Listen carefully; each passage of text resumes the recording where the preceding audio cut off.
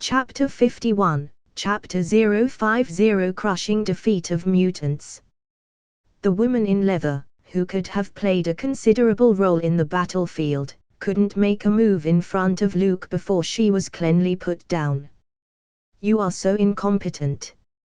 A sturdy man whose body is made of steel, with a strong Russian accent, spoke contemptuously. This was the Soviet Colossus. Luke couldn't help but wonder why he became a subordinate for Sebastian Shaw, a Nazi scientist. "Aren't you afraid of being sent to Siberia to grow potatoes? If they are all incompetent, how strong can you be?" Luke threw down the Satan Azazel in his hand and stomped on both of his opponent's legs. Crack crack. The sounds of bones cracking and Azazel's painful cry echoed clearly in the dungeon. The crowd who witnessed this scene couldn't help but feel their scalps go numb. "You can try to escape, but remember, don't let me catch you. I won't be as gentle as I am now." Luke lowered his head and looked down at the shivering Azazel. The latter slumped to the ground. The severe pain made his body twitch involuntarily. Looking up at Luke, who looked incredibly tall, Azazel shook his head vigorously. His miserable face was filled with fear. He didn't even want to try and see if he could use teleport to escape. This extremely young Allied captain was so mighty that people can't rise against him at all. "You think you are invulnerable to guns and weapons, and no one can beat you." Seeing the big and strong man striding forward, Luke greeted him without fear. The two of them collided with each other. It was like Mars colliding with Earth. Boom! The turbulent airflow filled the narrow tunnel. The whole place seemed to shake, and Duggan, hiding behind a Maxim machine gun, stood unsteadily and fell on his behind. He looked shocked and turned his head to say, "I really want to know now if that Steve Rogers guy is like the captain." Such horror. Mainelli had the same horrified look on his face, feeling that his captain was beyond the realm of human. The rest of the Howling Commandos were utterly shocked by Luke's horrific power. Witnessing a real battle and watching someone lift an SUV were two different things. At least, the impact is very different. Not bad. It's rare to find a sandbag like you. Luke showed a hint of appreciation. With a steel-like body that even a bullet couldn't penetrate, he collided with the sturdy man. It was as if hit with a hammer, emitting an ear-splitting dull sound. This is one of the few opponents who can compete with his strength. "You." The sturdy man's eyes were wide, and he was speechless. For the first time since he awakened to his powers at the age of 17, he felt pain. His sore and numb arms, trembling slightly. This man is a monster. A similar thought occurred to the burly man, as it did to several of his teammates. Then he saw Luke laugh and say with excitement, "Again. Don't come here." Before the big man could speak, Luke shook his fist and concentrated his whole body on one point. Dong! Like a bronze bell ringing, the big burly man was sent flying, leaving a straight trail through the thick walls of the dungeon. A violent noise shook the surrounding space, almost causing the solid tunnel to cave in. The Howling Commandos, who were watching the battle from the sidelines, have already retreated towards deeper passages of the dungeon with a very horrified Mussolini in tow. They don't want to be buried alive. Getting involved in this level of fighting usually didn't end well. "What kind of monster are you?" The sturdy man with a steel body staggered to his feet with his arms supporting his body. Boom, boom, boom. Luke, striding in, followed closely behind. 3 punches in a row. Before the liquid metal surface could recover its body, the terrifying force struck again. "I think that." The words of the softly yielding man were blocked back by the power of the punches. the big strong sank deep into a hole in the ground. Like a pile driver on full throttle, Luke hammered like crazy. Gradually, the metal shell that covered the body's surface could no longer take shape, turning into a silvery liquid. The sturdy man's mouth and nose were spilled with wisps of bright red blood. His eyes are empty and devoid of spirit, losing the color of life. "Ah, sorry. I was having a bit of a good time and couldn't stop." Luke stopped swinging and said with some regret, "It's only 17 punches. I thought you could at least take 20 punches from me before you die." Fortunately, the big strong man who sank in the hole had his body firmly embedded in the ground and couldn't hear this sentence. Otherwise, there was a good chance that he would vomit blood and die again. As he watched the liquid-like metal disappear, Luke sighed and lifted his foot to stomp on the burly man's chest. /binge/advert. Read 25 advanced chapters and support our work by becoming a patron. Visit patreon.com/binge translations. Comment. 54 comments. Vote. Chapter 52, Chapter 051 Enraged Axis. I'm pissed off. At Hydra's secret base, the leader, Red Skull, put on his earpiece and let the third Reekhead yell at him. Allies captured Italy, Mussolini was arrested alive, and then Allies landed in Sicily. Once again, Allies leveled the Axis hard-fought advantage.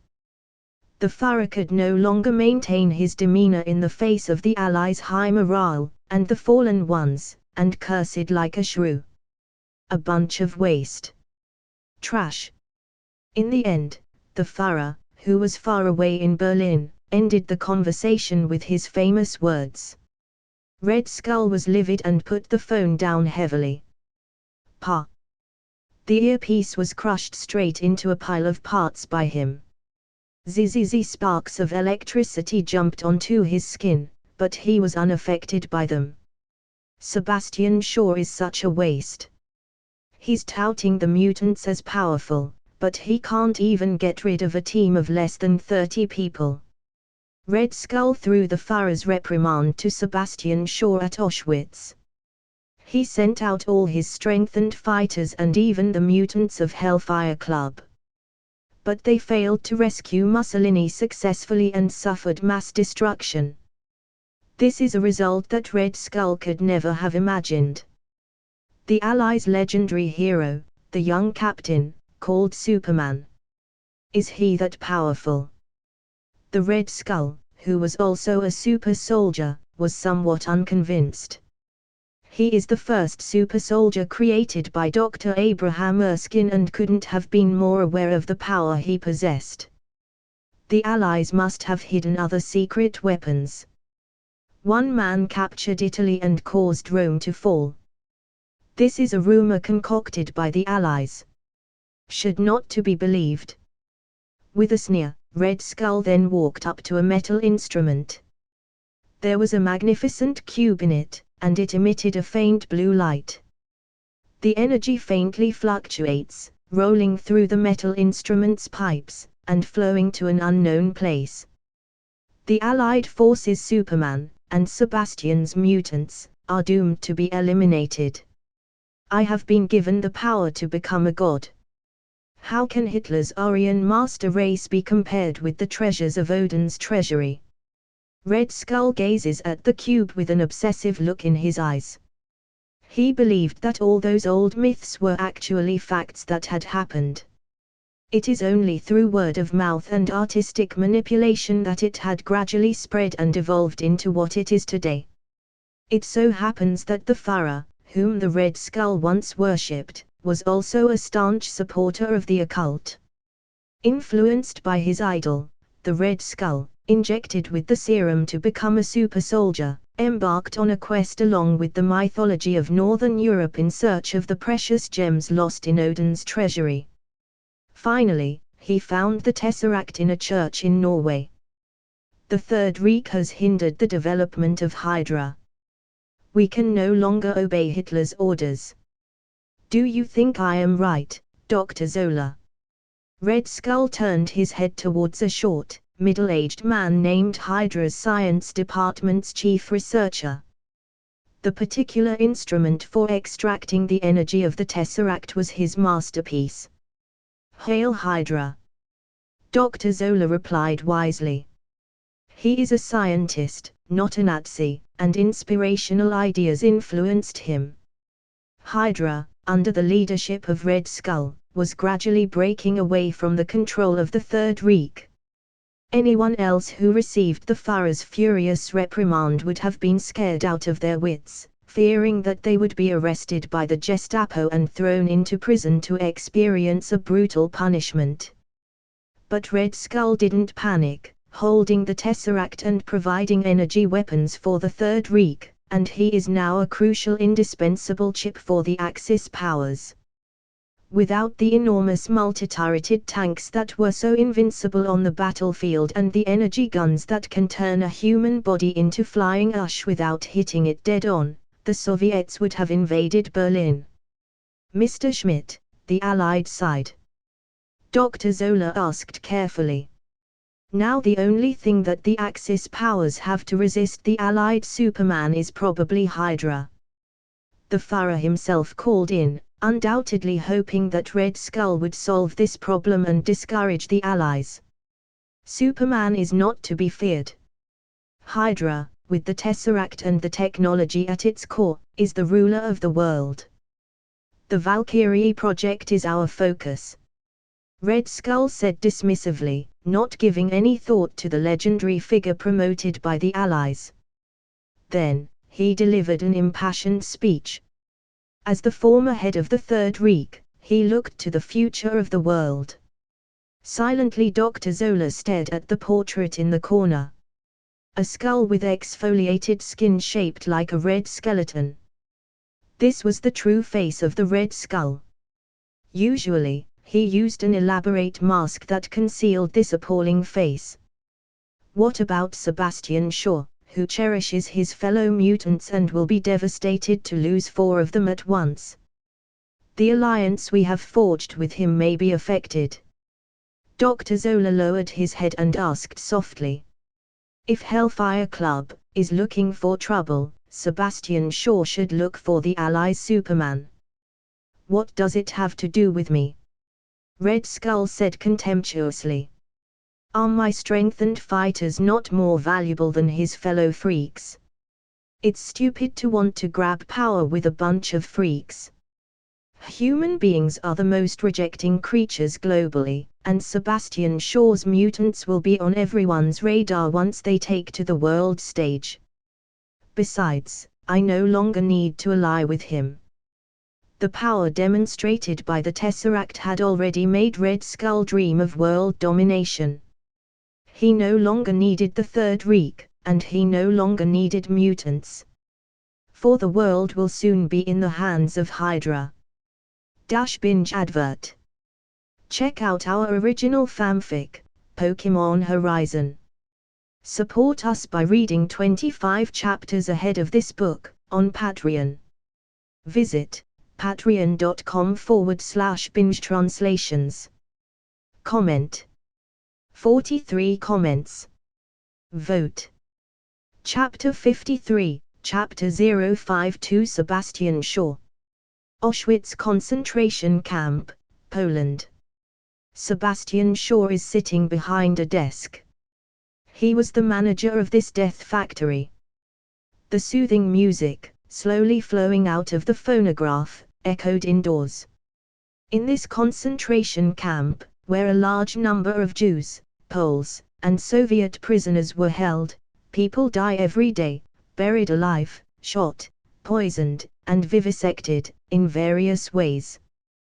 The officers stationed in the concentration camp regarded it as a playground and enjoyed themselves by killing people at will. Sebastian Shaw never stopped nor participated in it. He is a scientist, and his goal is to seek out the essence and pursue the truth. Sebastian Shaw prefers researching killing. It has been his long-cherished wish to find the genetic code, the key to evolution. Influenced by Hitler, Sebastian Shaw once thought that the blonde Germanic people were the most superior blood on Earth. However, after profoundly participating in the so-called Aryan Master Race project, he was disappointed. The master race claimed by the Führer is not Germanic. They are no different from Jews and Poles.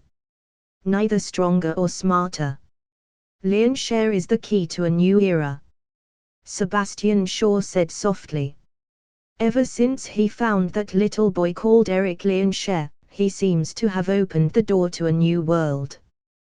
The superhuman-like theory, in which we used to believe, has finally been confirmed. There are indeed better races on this planet than humans. They are pioneers on the road of evolution and gifted powers. As far away as the United States, Dr. Bolivar Trask, who also studies genetic inheritance, called this group mutants. It is believed that their genes, as if being implanted with a series of magical codes, were on a completely different path from human beings. But unfortunately, Dr. Trask is unwilling to talk about the secrets of the X gene. This made Sebastian Shaw a little disappointed, but fortunately, he had a natural mutant who could be used as a reference. So, like a ravenous, hungry wolf, the mad scientist sought to extract more treasures from the mutants. Especially after triggering Eric Leonshare's natural ability, he began to conduct continuous experiments to investigate the differences between mutant genes and normal human beings. The prisoners in Auschwitz concentration camp had become the best living test subjects.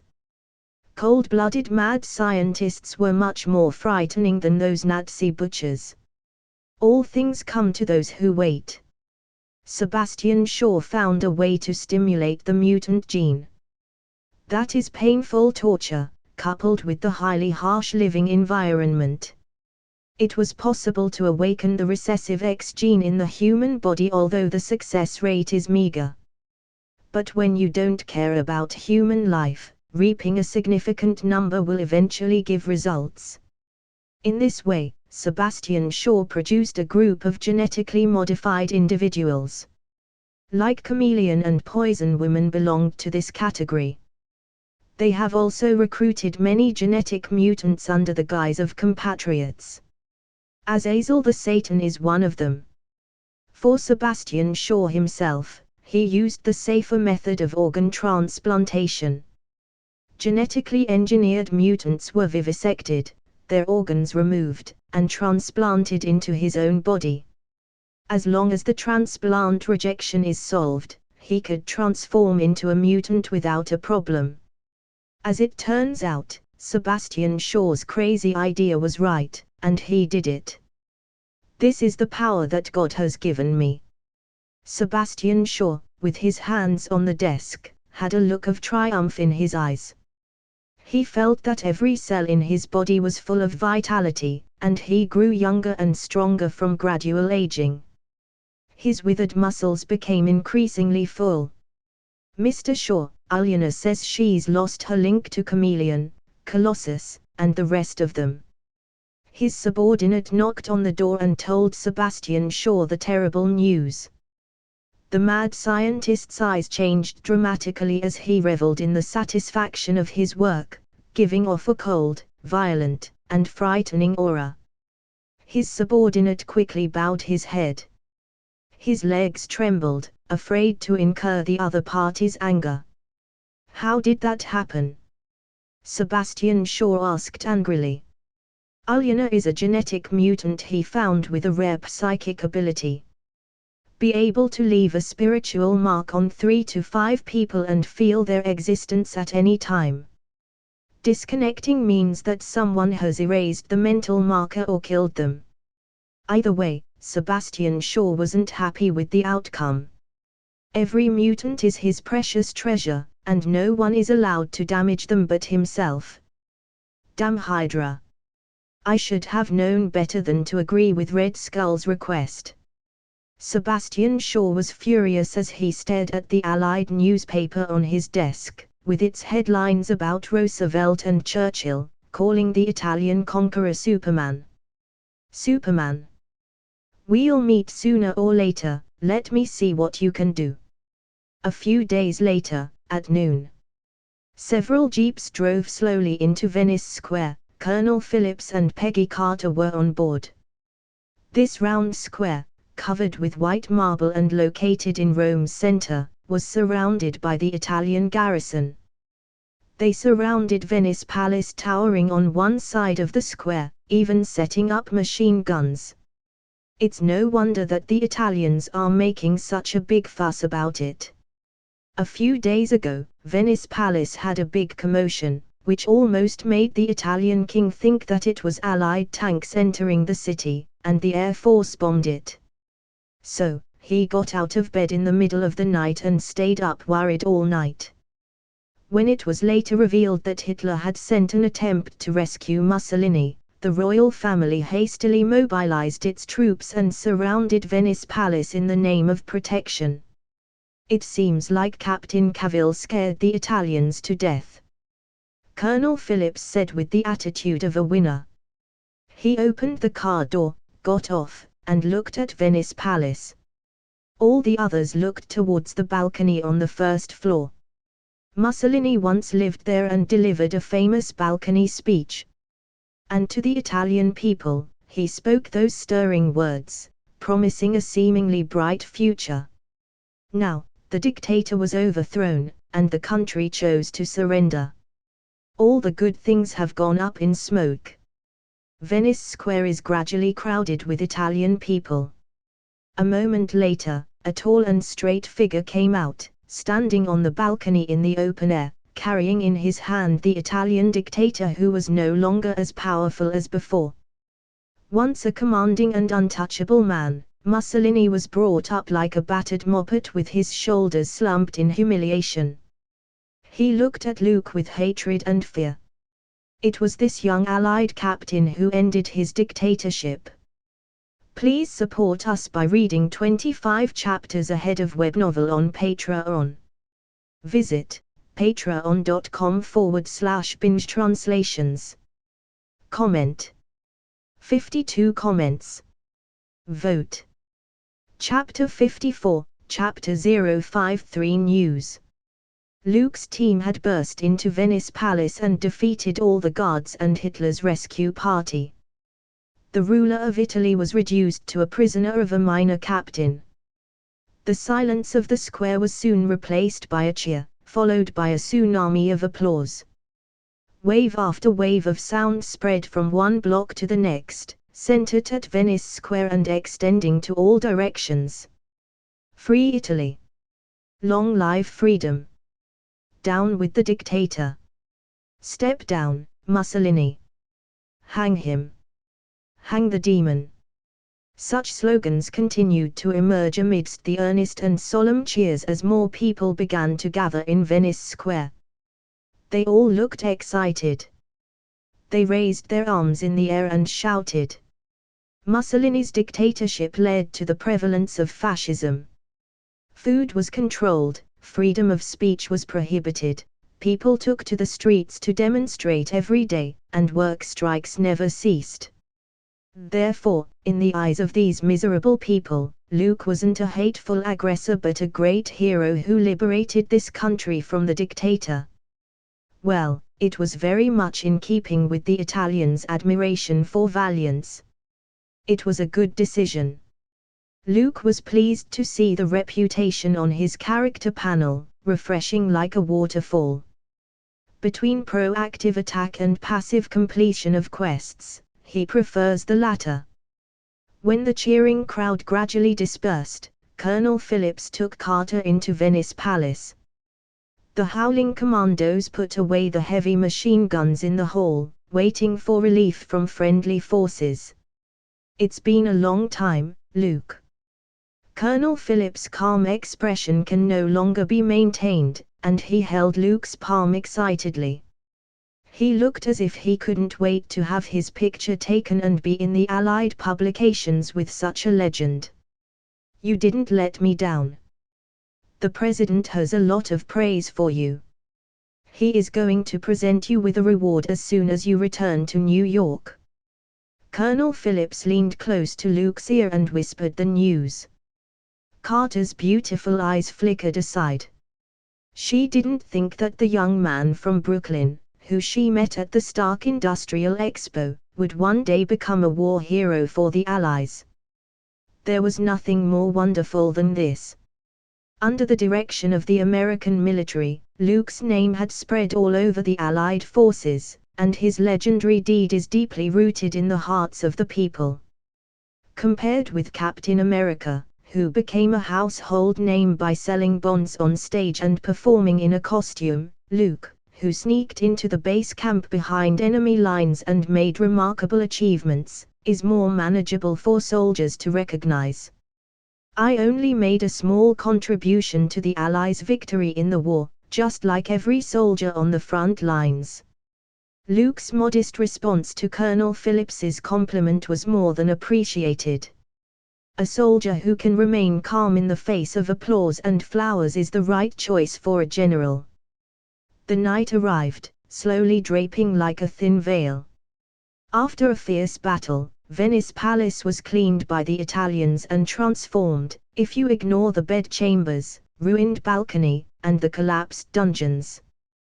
The punctured walls, which looked like a hive, had been repainted and decorated with even more beautiful carvings. With its blood-stained patches, the marble floor had been cleaned and swept, shiny as a mirror. The dislodged crystal chandelier, damaged oil paintings, and broken railings, had all been repaired and replaced. Soothing music flows through the air of Venice Palace. The royalty, dignitaries, rich and powerful, came in all their finery as if they were rushing to a ball. The protagonist of this banquet was naturally Luke, in his crisp military uniform. Everyone was curious to know what this war hero, who led a team alone, breached Rome, and liberated Italy, looked like. They were not disappointed when they saw Luke, a tall man with a straight back. He looked like a heroic figure from Greek mythology with his calm face and dark eyes, impressing everyone. Although the Allied captain was still very young, his momentum was no less than that of the nobles and dignitaries present, and no one dared to look down on him. Not ruling out the possibility that this is the effect of the legendary hero achievement. "Guess what the Allies are going to promote you to?" The guests and the host enjoyed each other's company as if leaving the war behind.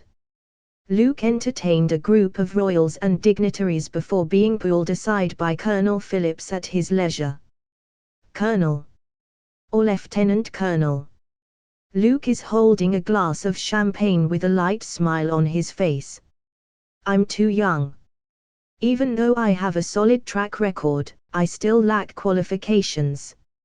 It should be noted that the most famous general in American history, Douglas MacArthur, was only promoted to Major General at the age of 45.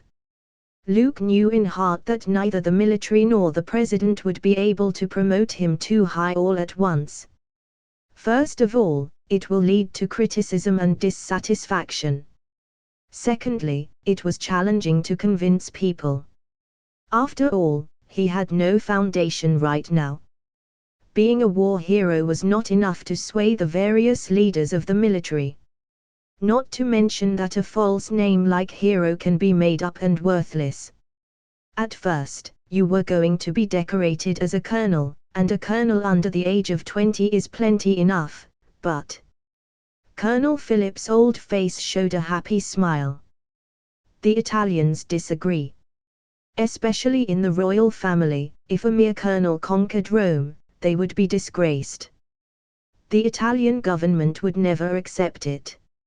A colonel with less than 30 people dared to break into Rome, openly kidnapped Mussolini, scared 40 million people, and lived in Venice Palace to give orders like a king.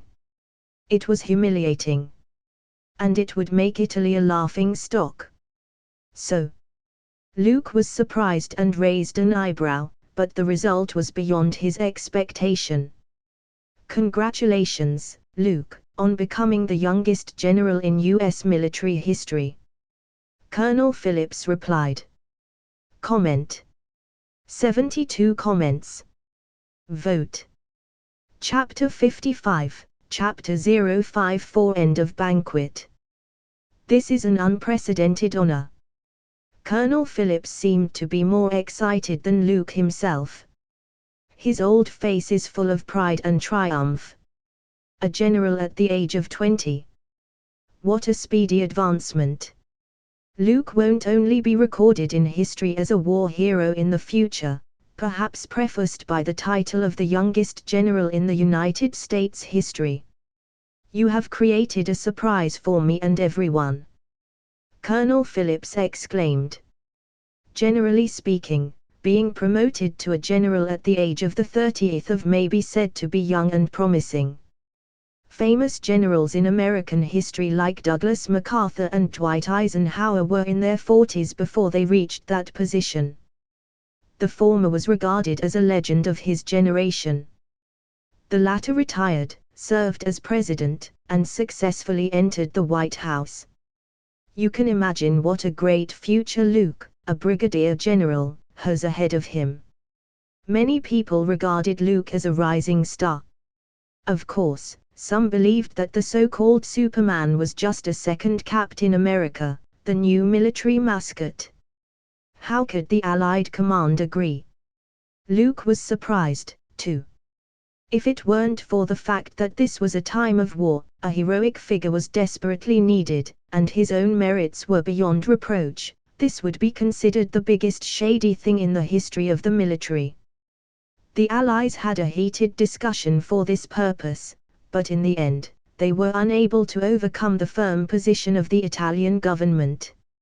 After all, it concerns a country's reputation. When people talk about this matter in the future, the first thing that people would think of is how incompetent the Italian army was, to let only an Allied captain take his troop and break through Rome's heavily fortified city. To save their reputation, the Italian government even shamelessly said that if the Allies didn't give a reasonable reward to the war hero, they would choose to award Luke Cavill the general's rank unilaterally. The two sides kept arguing. Allied command had to hold its nose and acknowledge Luke's work because of Italy's strong request and the rogue stance. They promoted a 20-year-old soldier, who had been in the army for less than 2 months, to brigadier general's rank. The compromises made by the Allies have finally brought an end to this behind-the-scenes fiasco. The Italians are not satisfied. They were so greedy that they even wanted you to assume the marshal's seat, which would leave them their dignity. Colonel Phillips whispered, with a hint of sarcasm in his tone. To save Italy's pride, it was ridiculous to promote a young man under the age of 20 to a 5-star general or field marshal. They are the ones who surrendered, and they aren't the winners. It's hard to beat the high ground, Colonel. Thank the President for his kindness. Luke didn't say much, the harvest was a pleasant surprise. His foundation wasn't solid enough, and the qualifications weren't deep enough. It's futile to sit in any high position. I will give Mussolini to Italy. And the credit for the capture of Rome and Sicily to Dwight Eisenhower, who, as I recall, is the highest commander of the Allied forces in Europe, as a good deed. Luke spoke in an orderly way, apparently not carried away by the sudden honor. Colonel Phillips nodded appreciatively. Eisenhower's reputation within the military was now soaring. He led 100,000 British and American troops to land in the French North African colonies in 3 different locations. Under cover by the powerful Air Force, they occupied Algiers, Iran, and Casablanca in Morocco. They immediately advanced westwards to form a pincer movement against the German and Italian allies retreating into Tunisia. Eisenhower's command and action put the German and Italian troops in a dilemma, and finally, 250,000 people surrendered, which was a surprising victory. This great victory eased the Allied forces' setbacks in Eastern Europe and put the Axis countries at a disadvantage. General Eisenhower will remember your kindness. He appreciates you very much. Colonel Phillips couldn't help admiring Luke's vision. What he lacked now was the foundation and the support behind it. And Eisenhower, whose reputation was growing day by day, would undoubtedly be a perfect ally. Luke smiled faintly, remembering that in the original history, it was Eisenhower who had launched the attack on Sicily. Before long, he was awarded the honorary rank of a 5-star general by the Allies. Even later, Eisenhower took part in the presidential election and was re-elected for 2 terms, making him an outstanding military man and politician. After chatting with Colonel Phillips, Luke went to the terrace of Venice Palace alone. The cold night breeze blew by, the night sky was dotted with stars, and the moon's silvery glow fell on the earth. "Why are you hiding here alone?" In her red evening gown, Carter approaches Luke, who was alone with his thoughts. "It's a bit noisy in there, and I wanted some quiet time. What's more, I don't want to be offered alcohol again." Luke leaned against the balcony and smiled. Under the bustling night sky, the couple began to chat. "Miss Carter, do you know what Steve is doing? Announcement chapter coming in few minutes. Discord, trial reads, mass release and more. Comment. 36 comments. Vote. Chapter 56, Binge announcement. Guys, from tonight, our Discord server is open.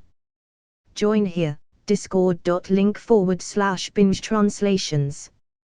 We have 2 books up for trial reads. Hogwarts Blood Wizard, a translation fanfic. Journey Through the Anime-verse, an original fanfic. Support us on Patreon. 10-chapter mass release for Tier 3 patrons tomorrow. Visit patreon.com/binge translations. Comment. 19 comments. Vote. Chapter 57, Chapter 055 Meeting with Carter. Luke thought of Captain America. At this time, the other party should still be selling bonds on the stage and touring around. He has made films, acted with the senator and recently published a personal comic strip. Rogers is much more popular than you. Carter chuckled. She seemed to remember Camp Lehi. Luke and Rogers had the best friendship. Later, they both became super soldiers together, but with very different outcomes. In about 3 days, the Howling Commandos and I will depart for New York. I'll recommend the army to have Steve brought in with me. Luke said to himself. He is no longer a third-rate soldier at the beck and call of others but has gained a measure of authority. If the committee of politicians wanted to dictate him, they are not qualified. He would be very grateful to you. With her arms clasped around her chest, Carter said, "Those Italian ladies are looking at you with such enthusiasm as if they want to eat you like a dessert after dinner." Luke is the center of attention at the banquet.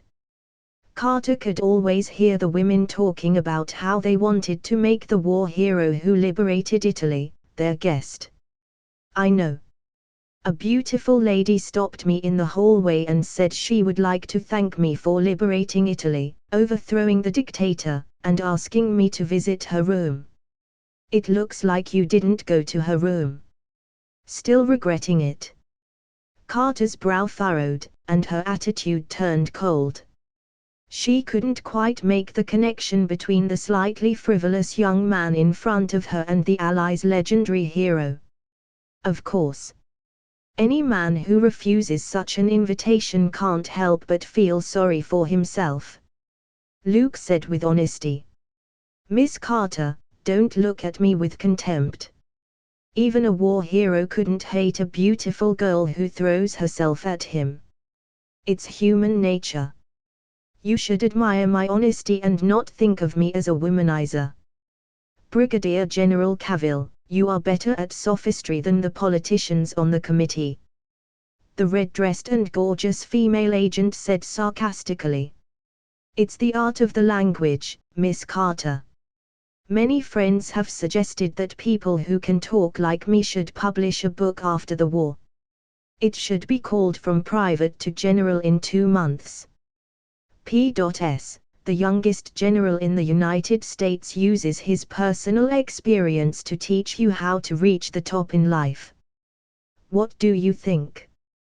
Luke was like a flamboyant prodigal son, not as steady as he was during the day, much to Carter's disgust. Well, chit-chat time is over, and I have to go and visit Mrs. S's room. Have a lovely evening, Miss Carter. Luke smiled as the atmosphere stiffened. Holding the champagne in his hand, he turned and left.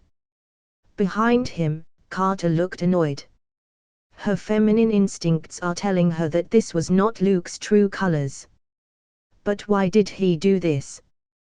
2 days later, Luke, dressed in a brigadier general's uniform, rushed off the ship. As he stepped onto the ground of Palermo's port, the empty harbor was crowded with mafia men who had come to greet him. A mob of fierce, suit-clad thugs, led by Alessandro, lined up in a row. Eisenhower's Anglo-American coalition forces have taken over Italy and carried out encirclement and suppression activities against those who tried to revive the fascist, just as Mussolini swept away the mafia. The tables have turned, and now the mafia retaliated. General. Glancing at Luke's epaulets and the ostentation and extravagance behind him, Alessandro changed his address carefully. This mafia leader, still with that humble look, was even more respectful than before. Following Luke may be the best decision he has made in his life. 2 weeks ago, the other party was only an allied captain, and now he had been promoted to brigadier general. The speed of this promotion was like riding a rocket. Moreover, Luke is now recognized as a war hero by the Allied forces, a legend who led his team to conquer Italy. Such a sensational event will be talked about for centuries to come. Alessandro thought that he could appear in it, which was no different from being a part of history. What an honor for a gangster to receive such a privilege. Ms. Malina is still at the hotel and is preparing to give you a warm welcome when she heard of your return to Sicily. Alessandro bends slightly. Knowing that the times are different, his attitude towards Malina showed some respect. Why didn't she come to the port? Luke looked up and looked out at the crowd outside the dock. Many people were eager to see the legendary man whom Roosevelt and Churchill called Superman looked like. Ms. Malina said that it was inconvenient for her to appear in public with the general. Alessandro bowed his head. Luke's eyes flickered for a moment, and the corners of his mouth lifted as he whispered, "I see. Casa, are you happy with your life now?" "Very happy." The new constable who had just arrived in town was respectful, and the governor of Palermo also visited me yesterday. "All thanks to you." Alessandro nodded his head. He has acquired both power and status. In Sicily nowadays, anyone who sees him takes off their hat and says sir with respect. Even the bosses of the Camorra family. Luke looked around at the fierce mafia members and spoke as he walked away, "I can give you another chance to choose." After the end of the dispute, the Allies had different opinions about what to do with Italy. The United States thought that Italy should be entrusted to the United Nations, while the British were only interested in the overseas colonies and wanted to gobble up the pie, and the Soviets thought it would be safer to have a joint trusteeship between the 3 countries. For the time being, no one can convince anyone. Alessandro frowned in contemplation as the future of the country dictated the future path of the mafia. Luke continued, "Whatever the outcome, the mafia is destined to fall. You are just a product of a period of social instability, and once the order is restored, the state will crack down on it. Just like when Mussolini came to power, he attacked you in order to win public opinion. Casa, I am certain of your ability. So, you can choose to stay in Sicily and continue to enjoy life as a family manager. Or, come with me to North America, where there will be more opportunities." As soon as Luke finished, he looked at him as if he were resting and waiting for an answer. Comment. 67 comments. Vote. Chapter 58, Chapter 056 Plans for Vegas. Casa, I am certain of your ability. So, you can choose to stay in Sicily and continue to enjoy life as a family manager. Or, come with me to North America, where there will be more opportunities. As soon as Luke finished, he looked at him as if he were resting and waiting for an answer. Alessandro's eyes wavered as he considered the situation. There were no words to the hotel, but he was reluctant to make a decision. "General, it is a great honor for me to follow you." Luke stepped out of the limo and smiled, saying nothing more. Luke returned to New York with the Howling Commandos, this time without living in the old house in Brooklyn. Instead, he was greeted by a high-ranking official and moved into a luxurious room of a hotel. This is the world's first skyscraper hotel and has a rich history. At the time of its construction, President Hoover made a memorable speech in the Cabinet Office of the White House to congratulate. As he said, the Waldorf Astoria is a benchmark in New York, a constant favorite of dignitaries, and a witness to many historic and important events. At the end of World War II, the representatives of the four victorious powers, the United States, Britain, France, and the Soviet Union, signed the World Peace Agreement in a suite room in its towers. The tower has been home to the King of Monaco, Queen Elizabeth I and her husband, the Duke of Edinburgh, and the Duke and Duchess of Windsor. Today, like many celebrities, Luke has the privilege of staying in a tower suite at the Waldorf Astoria. This is really. Melina looks up at the bright crystal chandeliers and the luxurious furnishings as if she has fallen into a dream. It never occurred to her that she would be able to live in a place like this one day, coming from the Sicilian countryside. The happiness came so suddenly that Melina couldn't believe it. Moreover, no man would stare at her with undisguised greed now. All this because she was Luke's lover. Power and status provided shelter to a poor woman whose fate was supposed to be miserable. "You can stay here for the time being, and Casa will keep you safe." Luke leans back onto the soft sofa, and Melina sits on his lap. Alessandro took about 300 people with him and followed them from Sicily to the strange continent of North America. Their compatriots have already made a name for themselves, visiting all sorts of high-profile venues, meeting politicians and Hollywood stars. "I never believed in gangsters, but sometimes they can do your dirty work for you."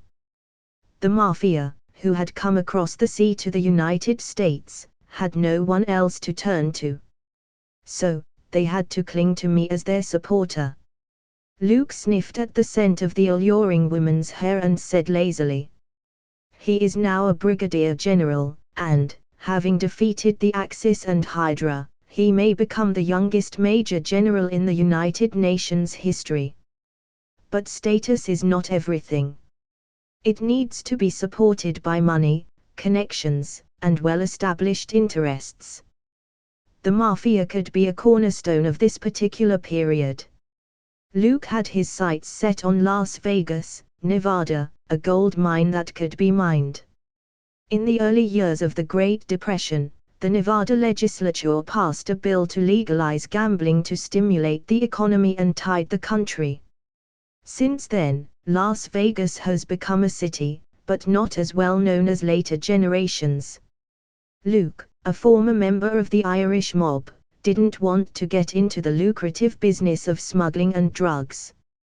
That would cause a lot of unnecessary trouble, and in the end, it might even turn out to be an embarrassing situation where he would have to keep wiping the mafia's ass.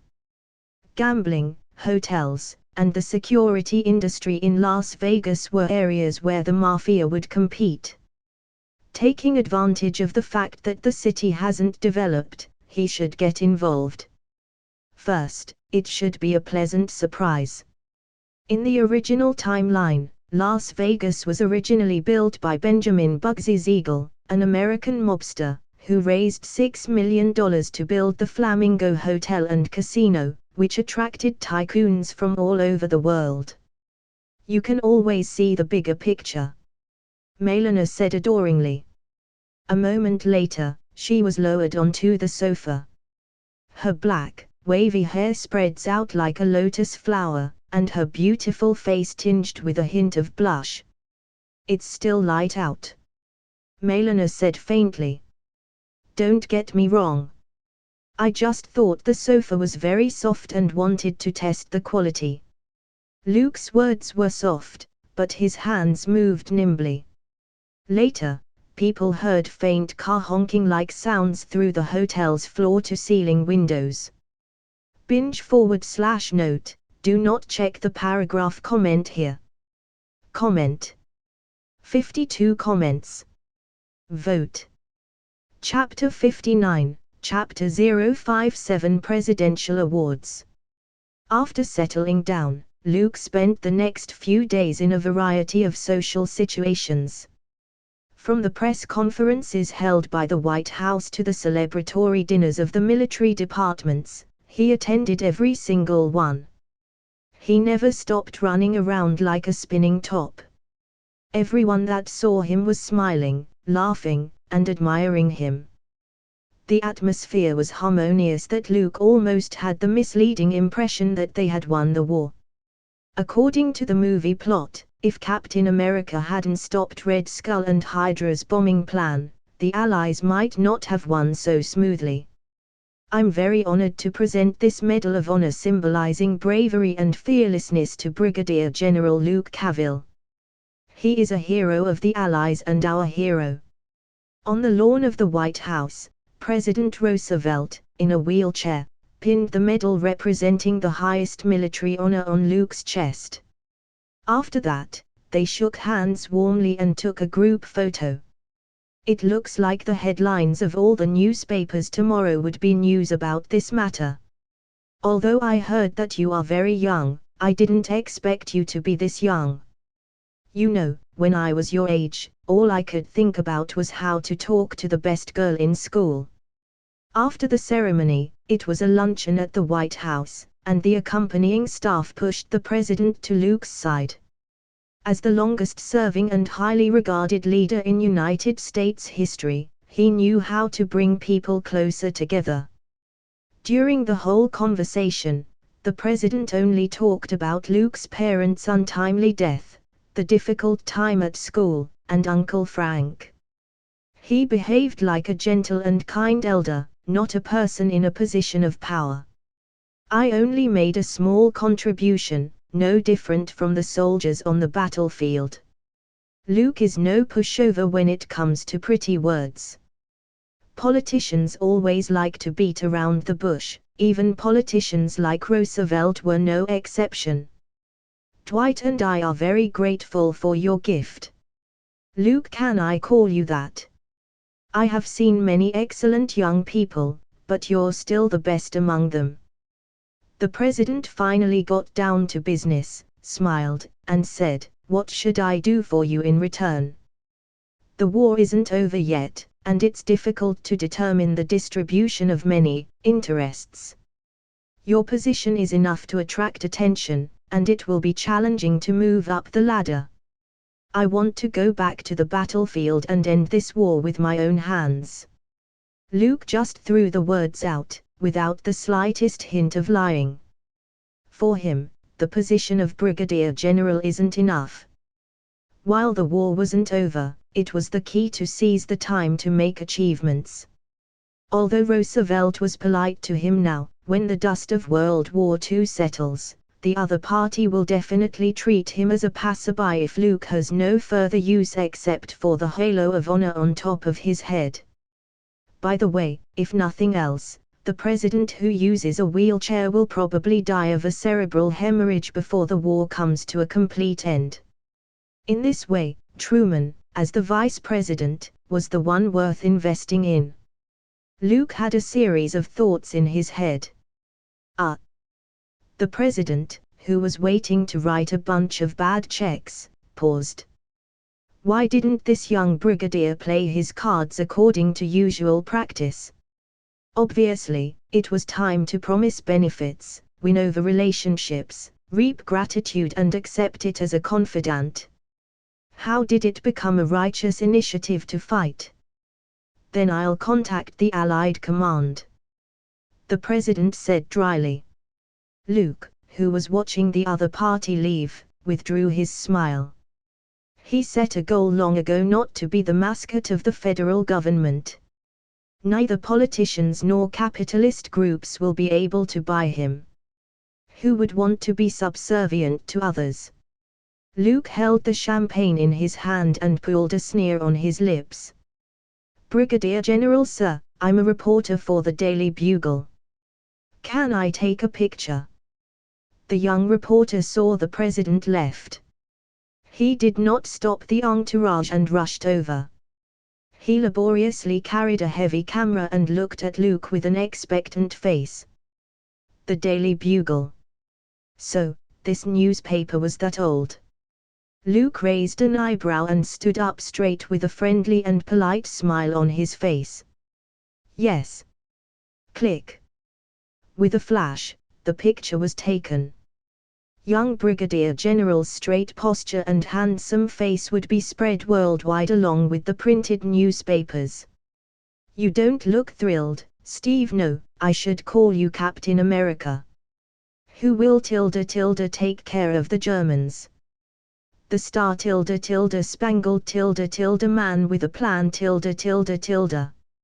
Editor note, link for this song is in paragraph comment, here. When Luke met Rogers, it had been a week since he returned to New York. On the other side, Allied command finally agreed that the young general who wanted to go to the front line, leave for the battlefield. Luke, who had some time to spare, took the time to visit his old friend. He even hummed the familiar tune that was well known in the streets. It's just that Rogers didn't seem very happy to hear this song, so he turned his head in shame and said, "Don't make fun of me, Luke, or do you want me to call you Superman, too?" Backstage at the Broadway Theater, Captain America, dressed in a tight-fitting costume and carrying a star-spangled shield in his hand, had a frustrated look on his face. There was no more determination and fighting spirit as before. He had become the senator's tool to sell war bonds. Everyday life was all about working with promotions, performing on stage, and then taking pictures together. Saying the same old lines, doing the same old actions, like a machine. You are the hero of comic books and movies, the Captain America that everyone admires. Luke tapped his partner on the shoulder and deliberately said so. They just need an idol. A clown on a stage. You're the hero of the real world. By the way, I haven't congratulated you yet, General Cavill. Rogers shook his head, cheered up, and squeezed out a smile, and said so. He joined the army in the first place to make his own contribution to the war, just like the soldiers on the front line, instead of acting like a clown, standing on stage, saying meaningless strings, and promoting various state bonds. Binge/note, mass release. 1 chapter, 300 Power Stones. 2 chapter, 400 Power Stones. 3 chapter, 500 Power Stones. 5 chapters, 600 Power Stones. Read 25 plus chapters ahead on Patreon, patreon.com/binge translations. Comment. 32 comments. Vote. Chapter 60, Chapter 058 Using the Lucky Draw. I thought you'd like the feeling of being a big star on Broadway and having people know you everywhere you go. Luke hooked Roger's neck with his arm and said so with a smile.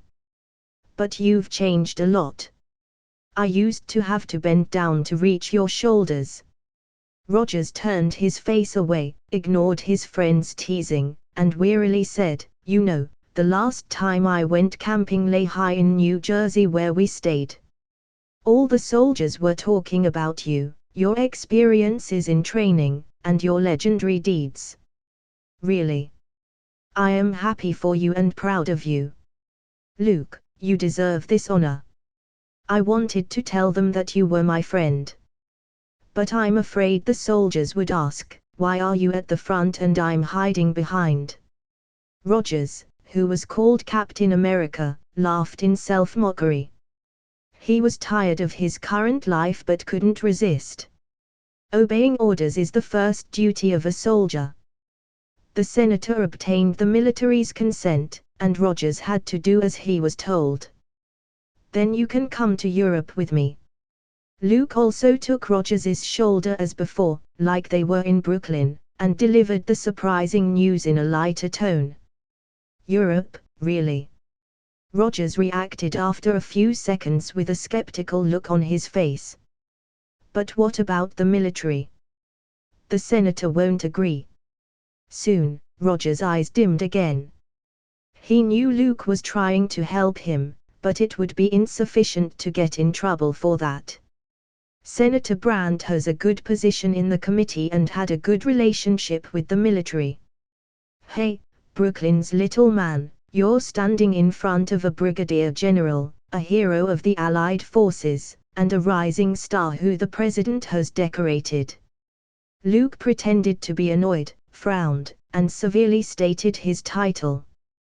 Before he drove here, he went to see Senator Brandt.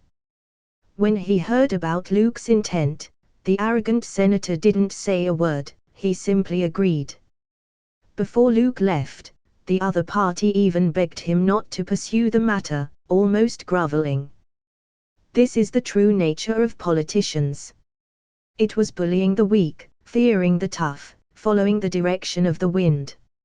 So, Captain America, do you want to go to the European battlefield and see how powerful Hydra is with me? Hearing Luke's invitation, Rogers suddenly nodded, his eyes full of excitement. He felt that he had a new hope for his life. Thank you, Luke. Rogers said gratefully. You should call me General. Luke chuckled and took Captain America away from the Broadway theater. Let's go. Let's have a drink. Celebrate Captain America's new life and our reunion. The two figures had their arms on each other's shoulders, laughing and joking as they walked up the street and disappeared into the crowd. Late at night, the stars dotted the sky. Waldorf Astoria, Tower Suite. In the dark and expansive bedroom, only Melena's even breathing could be heard. This charming mature woman had her cheeks blushing.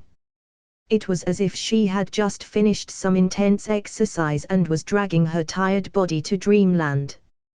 Time for the lucky draw. Luke, who stayed awake, didn't show any signs of fatigue. Gently, he pulled out his right arm, which Melena used as a pillow. Lifting the thin blanket which covers both of them, his naked body stood out of bed. Before long, the sound of water came from the bathroom. Two guys who can't get drunk ran to the pub, and it was indeed very boring. A few minutes later, Luke wore a bathrobe, opened the French windows, and went outside. The cold night breeze blew by, and suddenly there was a refreshing, relaxed feeling. After leaving the Broadway theater in the afternoon, he and Rogers went to Old Joseph's Tavern in Brooklyn to catch up with each other, which attracted a lot of attention. One is a war hero and legend. One is Captain America, should be considered a national icon. The citizens of New York got wind of it and packed Old Joseph's Tavern. Anyway, in the end, the old cliché of reuniting with old friends, thinking about the future and remembering the past turned into a tasteless drinking contest. The sound of glasses clinking, the smell of malt floating around, and the occasional burst of laughter over some vulgar, dirty jokes. The atmosphere was so hot that people would think that there was an adult show being performed inside. Like Rogers, I've forgotten what it's like to be drunk. Luke sighed with emotion. Later, when he and Rogers walked out of the pub, it was already the first light outside, and the night flew away. They were conscious, not drunk, and walked without even shaking. As for the guys who were competing in drinks, one by one, they all collapsed on the table. Some directly on the ground, making a mess of the pub. Old Joseph told the boys to clean up and throw them all out on the street. Anyway, it's not a big deal to be a bum for one night. For the super soldier, the serum injected into the body would form a protective system for regeneration and healing. Mere alcohol wouldn't paralyze Rogers. He was frozen for 70 years, and nothing happened. In other words, ordinary people would have become dry corpses. As for Luke, it might take 1,000-year-old vintage mead from Asgard to make him feel a little drunk. The two of them chatted for a few minutes and then went home. Later, Luke and Melina had another pleasant and in-depth cordial exchange to promote physical and mental health. After a full day, he finally remembered that there was another chance to extract a Superman card. Open the lucky draw. Luke, who felt the fantastic night breeze, slightly moved his thoughts. In his mind, a light flashed. The many cards floating in the air were spinning rapidly. Every short pause would tug at Luke's emotions and make his heart beat faster. Silver Superman, this can be a. Luke looked at the Superman template with the silver border and couldn't help but get excited. Why did it pass? That. Cosmic Armor Superman. Another compelling Superman card drifted by. Until the speed of rotation slowed down and stopped altogether. Card extraction completed. Magic Superman Etrigan, Super Demon. Binge/note, mass release. 1 chapter, 300 Power Stones, accomplished. 2 chapter, 400 Power Stones. 3 chapter, 500 Power Stones. 5 chapters, 600 Power Stones. Read 25 plus chapters ahead on Patreon, patreon.com/binge translations. Comment. 48 comments. Vote. Chapter 61, Chapter 059 Rescue Mission. Card extraction completed. Magic Superman Etrigan, Super Demon. This is not a surprise, also not very disappointing, at least there wasn't anything useless. Luke paused first and then smiled. So, isn't one of Superman's flaws, the lack of magic resistance, made up for? In the future, when I get the opportunity to meet the Sorcerer Supreme, I won't be powerless. Etrigan, also known as Superdemon, is Superman's counterpart in Earth-13, the occult Earth. Compared to Superman, who has zero magic resistance, he didn't have a weakness in this area. On the contrary, Superdemon can also control flames, harness energy, and resist mind control. This was a good harvest. Luke replaced the Superman card with the drawn one, and the data in the character panel suddenly changed. Host, Luke Cavill. Loaded card, Super Demon, LV1. Abilities: Nature Extraction, active; Psychic Immunity, passive; Stellar Energy, passive; Bioforce Field, passive. Reputation: 1645374. Achievement: Legendary Hero. A Superman, who can also use magic, feels quite weird.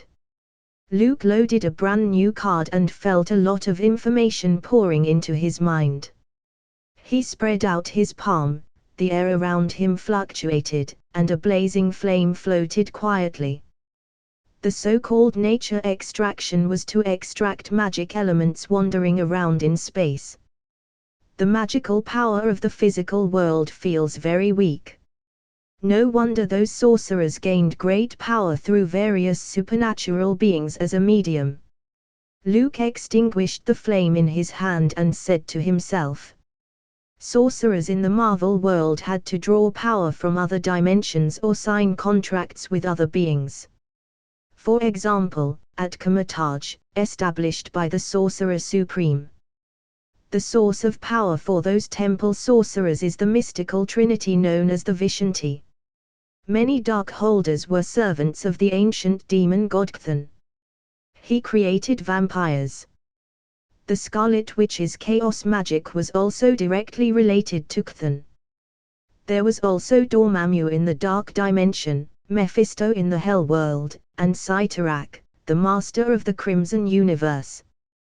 They were a bunch of dimensional demons rejected by the physical world or unwelcomed. Making up for the shortcomings is a good thing. Luke felt the surging power in his body and whispered, I wonder if there will be a Superman who eats kryptonite or a super Kryptonian in the future. The following day, Luke, who was ready to go, hadn't yet set out for the battlefield in Europe when he heard the bad news of the Allies' defeat. To make matters worse, Rogers, who had packed everything up and was in an enthusiastic mood, saw the list of casualties of the 107th Infantry.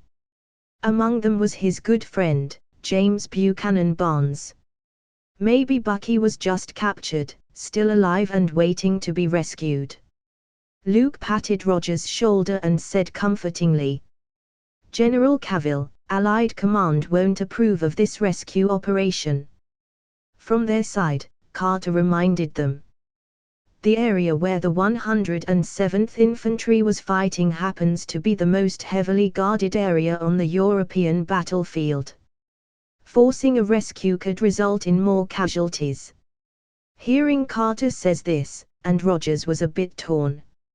He wanted to rescue Bucky to confirm whether the other party was still alive but didn't want to cause unnecessary losses to the Allies. No need to bother Allied Command or mobilize other forces. This rescue operation, only Rogers and I are enough. Luke said faintly.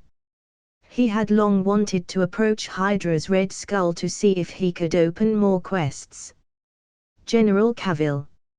You are now a hero of the Allies, and if you are captured or suffer an accident, it will shake the morale on the front lines. Carter was anxious and tried to stop him. Because of the conversation at Venice Palace that night, her attitude toward Luke had changed to one of indifference. But considering the consequences of losing him to the enemy, Carter had to come forward to persuade. The Allies' war hero, the legendary figure that the American military has heavily promoted, in case he got into an accident, would lead to severe consequences. Miss Carter, you probably don't know me well enough. I like challenging tasks, and I am good at creating miracles. Luke ignored the other party's persuasion. He looked at Rogers, smiled, and said, ready for an adventure. The latter looked at Carter with apologetic eyes and then nodded at Luke. Ready. General. Rogers raised his right hand and saluted. Under the cover of darkness, a Beech UC-43 light transport plane flew into Austrian airspace. Editor /note, check paragraph comment for Beech UC-43. Under the cover of darkness, a Beech UC-43 light transport plane flew into Austrian airspace. The ground was bombarded with endless artillery fire, which from time to time illuminated the dense forest below. The extended mountains on both sides are covered with dense fog, and the visibility was extremely low. Flying a plane in such lousy weather required a lot of skill on the part of the pilot. Hydra's camp is in Klausberg. The specific location is between two mountain ranges. There are about 2 military factories. The number of guards is about 600 people. Carter took out a map at the back of the cabin and explained patiently with her head down. Although it is said that there was a course on map recognition in military topography, Luke and Rogers might not have studied it. When they were in Camp Lehi, they were primarily engaged in high-intensity physical training. Is the information accurate? Rogers couldn't help asking, but he got a dirty look from Carter. This is the intelligence that the Strategic Science Reserve painstakingly intercepted from Hydra.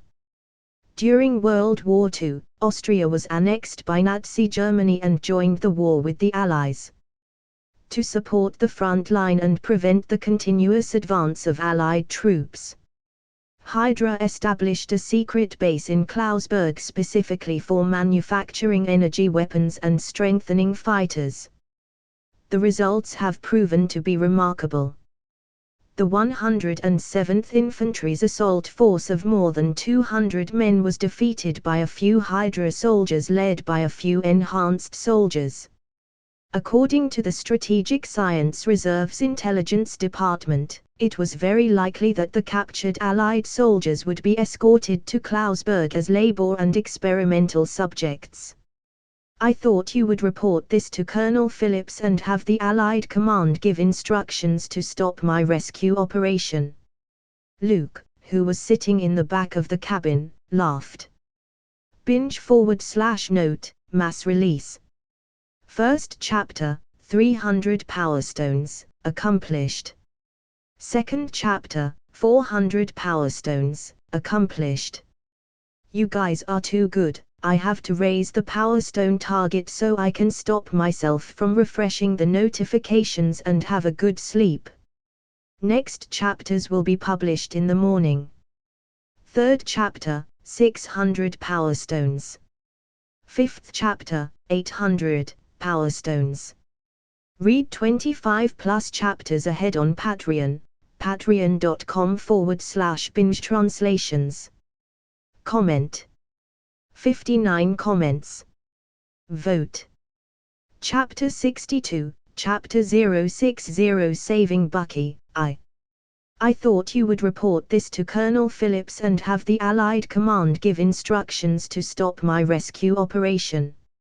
Luke, who was sitting in the back of the cabin, laughed. I'm not a cold-blooded person, General Cavill. Carter brushed up a drooping hair, looked up, and told him so. I don't want to see soldiers sacrificed either, but if we're going to win a war, we have to look at the big picture. Don't let your emotions get the better of you. Luke raised an eyebrow and gently said, so why is Miss Carter willing to help us? The original plan was for him and Rogers to drive into Klausberg and raid the military factory. After creating chaos, they will make an opportunity to rescue Bucky or captured soldiers. But later, Carter also decided to join, along with a genius scientist who could even fly a plane. Howard Stark. You said you were good at creating miracles. I want to know if it's true. Carter replied coldly. Sitting on one side, Roger's eyes wavered as he felt that Luke and Carter seemed to be in a bit of a tit-for-tat. Have they had an unpleasant misunderstanding before? Captain America, who didn't understand people's hearts, looked confused and shrank back, not intending to participate in it. We're almost there. I'll drop you off near that base. Howard's voice came from the pilot's seat. As an arms magnate, a genius scientist, and a well-known millionaire, it was only natural and logical that he could fly a plane. "Howard, I heard Miss Carter say that you are the best pilot she has ever seen. I hope that when we lower the altitude, this transport plane wouldn't be hit by the artillery fire from the Axis." Luke didn't tie up his parachute bag unlike Rogers and prepared for the low jump in advance. He seemed very relaxed, as if what he was about to do wasn't a dangerous rescue mission but an interesting and exciting field adventure. "Starks are the best in everything they do. This is our family tradition." Howard piloted the aircraft, first pulling up and sailing above the clouds, then lowering rapidly in a diving position.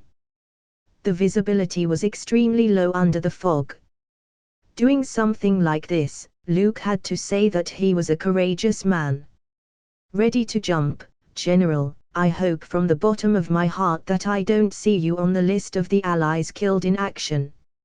Howard stabilized the plane, and the sound of artillery fire came from below, like the sound of muffled thunder. "Relax, Rogers. Our mission is simple, to make sure Bucky survives and rescues the captured soldiers." Opening the hatch, a strong airflow poured in, and Luke comforted Rogers, who was stepping into battle for the first time. It was Captain America's first time, and it was inevitable that he was a little nervous. Boom, boom, boom.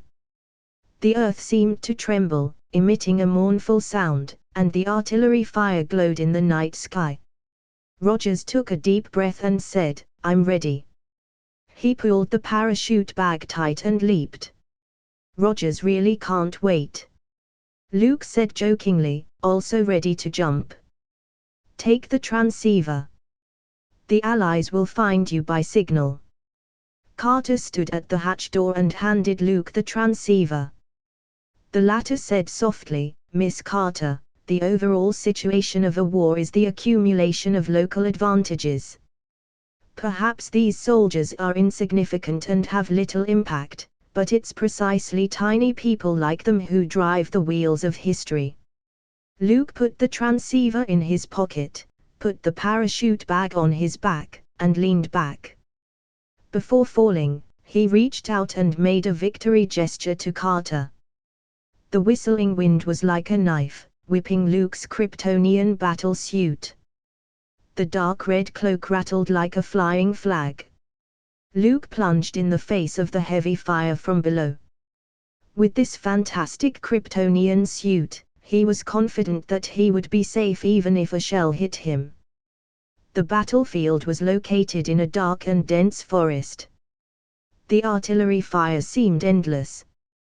The soldiers on both sides were shouting and killing each other, releasing the most primitive impulses of the human race. "Rogers, open the parachute." Luke's voice was blown away by the wind and reached Captain America's ears intermittently. The latter nodded and pulled open the parachute bag, and a small dark flower bloomed in the air. The speed of descent slowed down. Taking this opportunity, Rogers turned his head and looked at Luke. He was horrified to find that the other party didn't open his parachute at all. At this time, the height is close to 700 meters. Under normal circumstances, the minimum safe altitude for parachuting was 500 meters. This was Carter's advice, and they had to pay attention to timing. "Luke!" Rogers shouted. The anxious voice came out of his mouth and was immediately blown away by the wind and torn into fragmented pieces. By the time they reached the dangerous moment of a 100-meter height and rapid descent, Luke pulled the parachute under Rogers' shocked gaze. Taking advantage of this buffer, he pulled out the paratrooper knife between his legs and cut the rope. The impact of the fall, which should have been at least partially crippling, didn't have any effect on Luke. Rogers, who landed safely on the ground, sincerely admired him. No wonder Colonel Phillips regarded Luke as the best super soldier, and the two heads of the Allies, President Roosevelt and Britain's Churchill, even called him Superman. At that height just now, Rogers wouldn't dare to try. He may be able to do it, but he has never been trained in skydiving, and it definitely wouldn't be as easy as Luke made it seem.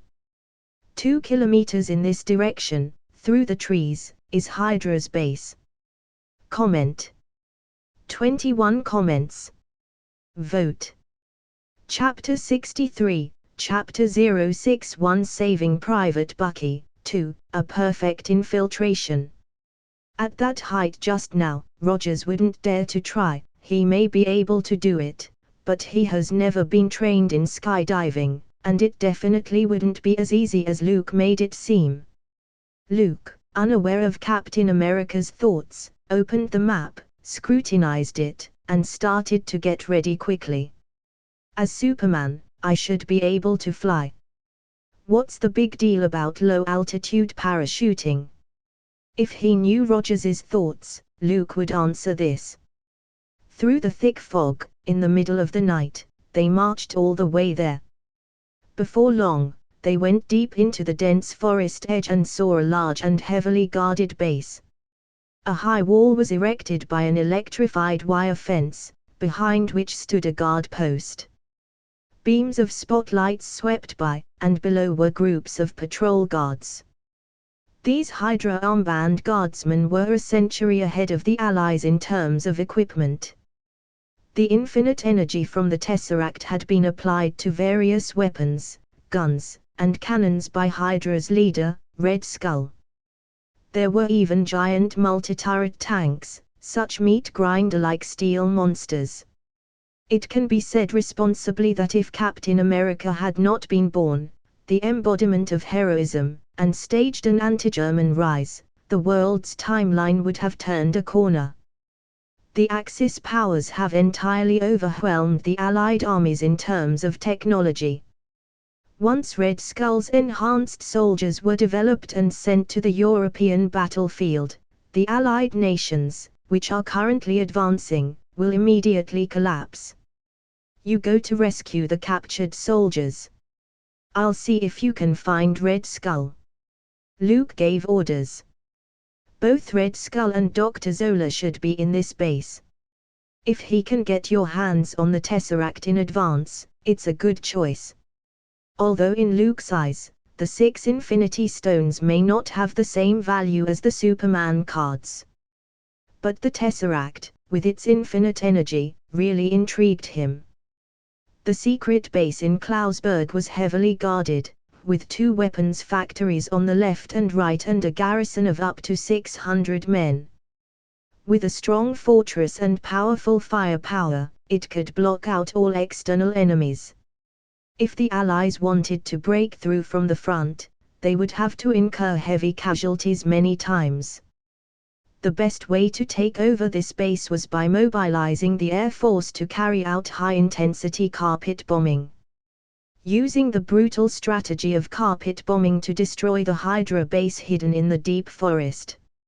Otherwise, with those monster-like steel giant tanks, significantly pain-resisting, and the enhanced soldiers, no one would know how many lives the Allies would lose. This was the reason why Allied command was reluctant to send troops to carry out the rescue plan. There is no point in rushing into action, except to lose more lives. Luke, how do we sneak into this base without the others knowing? Rogers, hiding behind the trees, asked. This Hydra secret base was too heavily guarded. The guard post looks like a steel sentry standing in the night, with a team of Nazi soldiers patrolling back and forth every 5 minutes and conspicuous spotlights sweeping in all directions.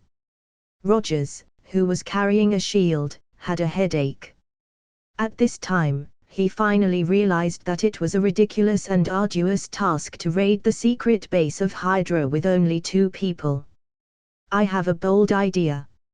Luke thought for a moment and seriously said, why don't I go out and kill them all? No living person would see us. A perfect infiltration operation. Rogers didn't catch his breath and almost choked. He coughed several times before he recovered. He couldn't tell whether Luke was joking or was being serious. After receiving the serum injection and becoming a super soldier, they may have the capability of fighting against hundreds. But in the face of Hydra's barrage, solo heroism won't work. A well-thought-out plan was a must. Rogers racked his brains, trying to figure out how to save the captured soldiers and avoid Hydra's detection. Luke, I think. Luke dashed out of the trees without waiting for Captain America to come up with a plan. Shit. Steve ran after him. Strong air current blew the fallen leaves on the ground. In a few breaths, they disappeared deep into the dense forest. Simultaneously, on the muddy road next to the bush, a military truck transporting goods passed slowly. The headlights, like two blades, cut through the thick fog. The gate of the base slowly opened to make way for passage. Dawn. In a blurry shadow, drawing a swift straight line, rammed into the slow military truck. The terrifying impact was like a long-standing solid shell slamming into the truck's body. The solid, thick truck, as if struck countless times by a swinging hammer, suddenly collapsed. With a boom, the military truck fell on its side and sank deep into the muddy road, unable to withstand the sudden and terrible impact. Enemy attack! Enemy attack! The loud noise woke up the calm secret base. The guards at the gates were the first to react. They ran over with their metal-cased energy guns in their hands. The base behind them also sounded the alarm. The sharp siren echoed under the night sky. This. Rogers looked at the fallen military truck and the unmistakable outline of the dented surface. Then he looked at Luke, who was unharmed and was speechless for a moment. Are super soldiers that strong? Rogers lowered his head, stretched out his hands and clenched it into a fist. Unfortunately, he didn't feel that there was a terrifying force in his body that could overturn military trucks. They were the same super soldiers. Why is Luke able to do that? Rogers, who had always maintained his confidence and fighting spirit, couldn't help but wonder if Dr. Erskine had overdosed Luke when he injected them with the serum. You go to the prison where the captured soldiers are held and see if you can find Bucky. I'll get Hydra's attention. Luke mentioned the plan as he lifted the overturned military truck. After changing the card to Super Demon, he felt that his inner strength seemed to have improved again. Not only did the efficiency of absorbing stellar energy increased, but his physical quality was also strengthened. Both hands' bulging muscles were twisted together like twisted steel wires, highlighting the clear lines full of strength. The army uniform was strained and sounded like it was about to be torn. As for the military boots under his feet, they have long been cracked by his sprint. Wear the suit. Seeing that the military uniform was about to be stretched out, and he was about to fall into the embarrassing situation of wearing torn clothes, Luke quickly wore the suit he had put away before. With the Kryptonian uniform to protect his body, no matter how dangerous the battle was, it wouldn't be like a certain big green man, with only the torn pants that could barely cover up his shame every time. Comment. 21 comments. Vote. Chapter 64, Chapter 062 Saving Private Bucky, 3, Red Skull. The enemy is here, be quick. It didn't take long for the guards wearing Hydra armbands to arrive. Only one figure stood on the muddy road. The tall man in steel armor lifted the overturned military truck as if it were a dumbbell. This shocking scene, beyond human comprehension, directly made the guards carrying energy guns lose their wits. As it turns out, even Hydra's brainwashing fanaticism still left the desire for survival like ordinary people. After seeing the invaders' inhuman strength, a few guards shouted "Hail Hydra!" before, ran away without looking back. "It's the Superman of the Allies. Notify the leader. Superman is here." Anxious shouts were sent back to the base. Someone had recognized Luke's young as Superman, who frequently appeared in the newspapers these days. "Super targeting ready." Luke's eyes narrowed slightly, and he positioned the giant tank at the gates of the base with precision. With both arms slightly bent and legs sunk, it was like throwing a lead ball. He sent the several-ton military truck flying. The group of Hydra guards that swarmed out looked at the military truck that came whirling through the air with disbelieving and shocked eyes. Boom! A tremendous bang shook the whole base. Giant tanks were directly crushed by the military trucks and altogether scrapped. Before he could adjust the cannon, the driver got crushed like a puddle of mush-like meat. The explosion from the fire lit up the night sky. The inside of the base was boiling. Taking this opportunity, Rogers quickly changed into the black uniform of a Hydra guard, put on a helmet that hid his face, and blended into the base. Those Hydra soldiers are unlucky to meet Luke. Rogers no longer doubted the strength of his friend. He finally knew what was going on behind Italy's conqueror and capture of Rome as advertised by the Allies. It is no wonder that every time he asked the Howling Commandos how they sneaked into Sicily and raided Venice Palace, those people always turned to praise Luke. Now, it seems that the whole process was probably Luke's doing all the way, and the others watched and cheered. The military factory cells are in the back. Rogers, disguised as a Hydra soldier, successfully entered a military factory. Those guards carrying energy guns, prompted by the alarm, all ran outside. "What is this?" Along the way, Rogers saw a huge missile head. Several soldiers were tasked with embedding some blue, glowing energy blocks into it. He stuffed a piece into his pocket with the idea of collecting intelligence and then headed for the cells where the captured soldiers were held.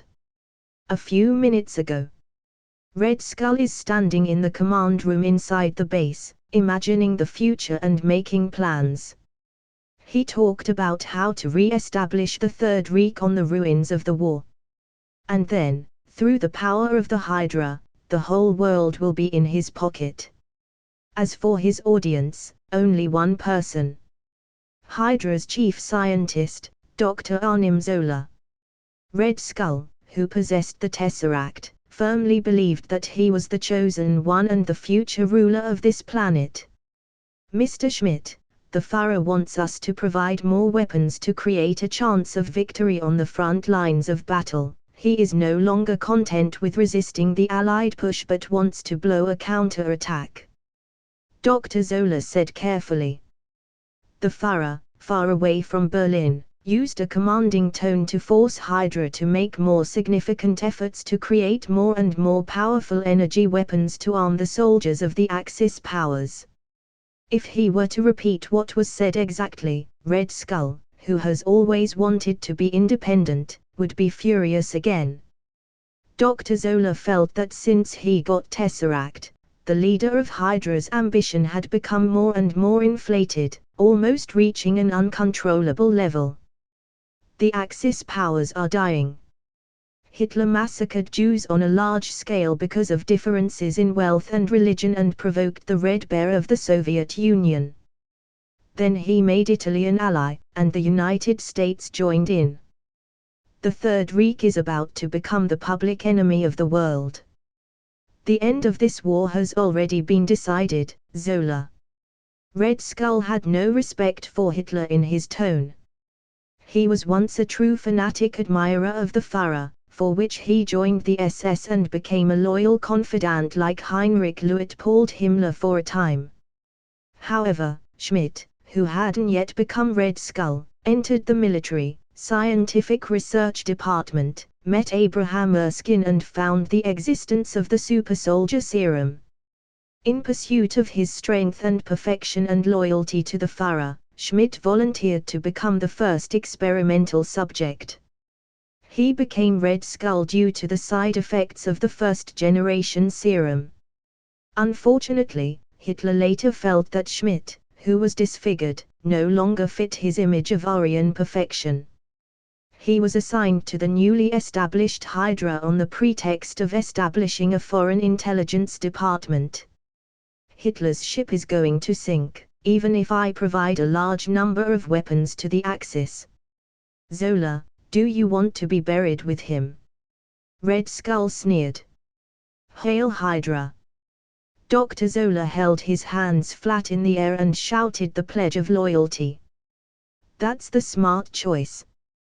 When the Valkyrie project succeeds, and half the world falls into ruins, I will be able to build an unprecedented Hydra empire with my own hands. Red Skull's voice raised. He had complete control over Hydra since long ago and changed it from a foreign intelligence department to an independent secret organization. If not for the Allies, the Fuhrer of the Third Reich, far away in Berlin, would have pounded the table and shouted in anger and then eliminated this colossal organization that was out of control. By the way, Dr. Zola, how is the Valkyrie project coming along? Red Skull went down to business. The so-called Valkyrie is a flying warhead embedded with blocks of Tesseract energy cubes. They were no less potent than the hydrogen bombs that hadn't been made by the United States yet. All research institutes are actively working together, and the goals have been set. New York, Berlin, London, Moscow. Valkyrie is enough to wipe out these cities and lead countless people to their deaths. Dr. Zola replied with trepidation. In his opinion, Red Skull was a madman. Not only did he want to destroy the Allies, but also the Axis powers. From the devastated ruins, the new era belonged to Hydra. That's good. What Superman, what mutant? Under Valkyrie, all beings are equal. The Tesseract is the future. Red Skull, looking frenzied, continued. One day, I will. An ear-splitting alarm interrupted the Hydra leader's voice, and he quickly activated the monitors to check the situation. In the monitor, there was a tall figure tearing through the flames in the intense, fiery light, and a fluttering dark red cloak. Its stern eyes stared straight at Red Skull through the surveillance camera. Mass release completed. Comment. 18 comments. Vote. Chapter 65, Chapter 063 Rampage. The submachine gun fired violently. The bullets hit the steel armor like Kryptonian battlesuit with solid kinetic energy as if they were hitting a brick wall. Can you stop aiming for my head? The corners of Luke's mouth twitched as the brass bullets shot into his chest. They didn't give him any trouble. But if the bullets hit his face, that hurts. There was still a significant gap in the defense level where his face could receive bullets, missiles, and even nuclear bombs without damage. Luke's eyes flashed, and the trajectory of the bullet seemed to slow down considerably. He stretched out two fingers, pinched a brass bullet that had slowed down, and flung it out. With a swoosh, an oncoming Hydra soldier fell to the ground. Wearing a helmet on his head, still, a fatal wound the size of a pea was exposed. Gurgling blood flowed out with air bubbles. This accuracy would get an A if Superman was part of an online courier service. Luke restrained his tedious distractions and went on a rampage. He acted like a humanoid tank that could move very fast. Whenever one of the Hydra soldiers came crashing into him, a punch went down, and they would die on the spot. As the noise increased, more soldiers flocked in, many of whom were Hydra soldiers armed with energy weapons. Under the situation of gunfire and bullets flying around, there was finally an energy cannon that hit Luke in the chest by chance. With a loud bang, he flew backward like a cannonball. Thud. Like a sledgehammer hitting an anvil, the dull sound shook his eardrums. "I got him!" the Hydra soldier shouted excitedly. He looked so excited, just like scoring a last-ditch kick in the World Cup. "Wait, that guy. He's not dead." The joy of victory didn't last long before an incredulous cry of surprise came from the mouth of another Hydra soldier. "The energy guns they use are incredibly deadly. When ordinary people were hit, it was a direct annihilation. Flesh and blood would turn into drifting ash. But that scary intruder didn't seem to be bothered much. It didn't seem to hurt as much as I thought it would. It's almost like getting hit with a hammer at 80%. Luke fell on a giant tank behind him, smashing the thick solid steel shell into a clear humanoid outline. His hands propped up behind him, shook his head, and dashed out with one step. Boom! The airflow exploded.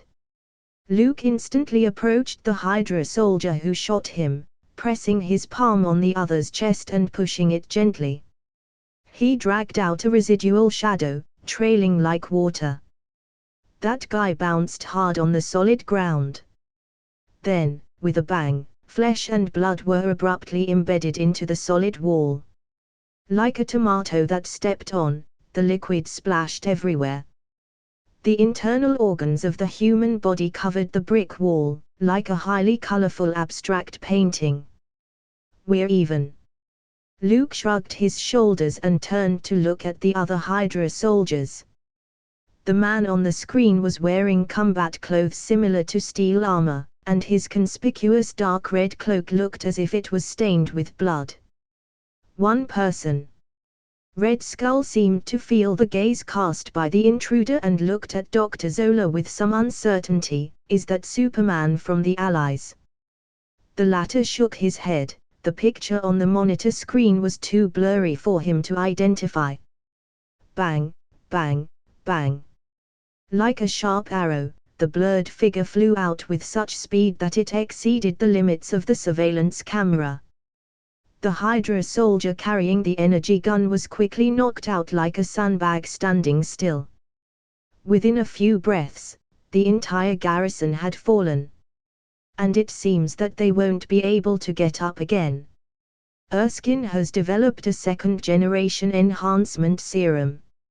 Red Skull had some doubts.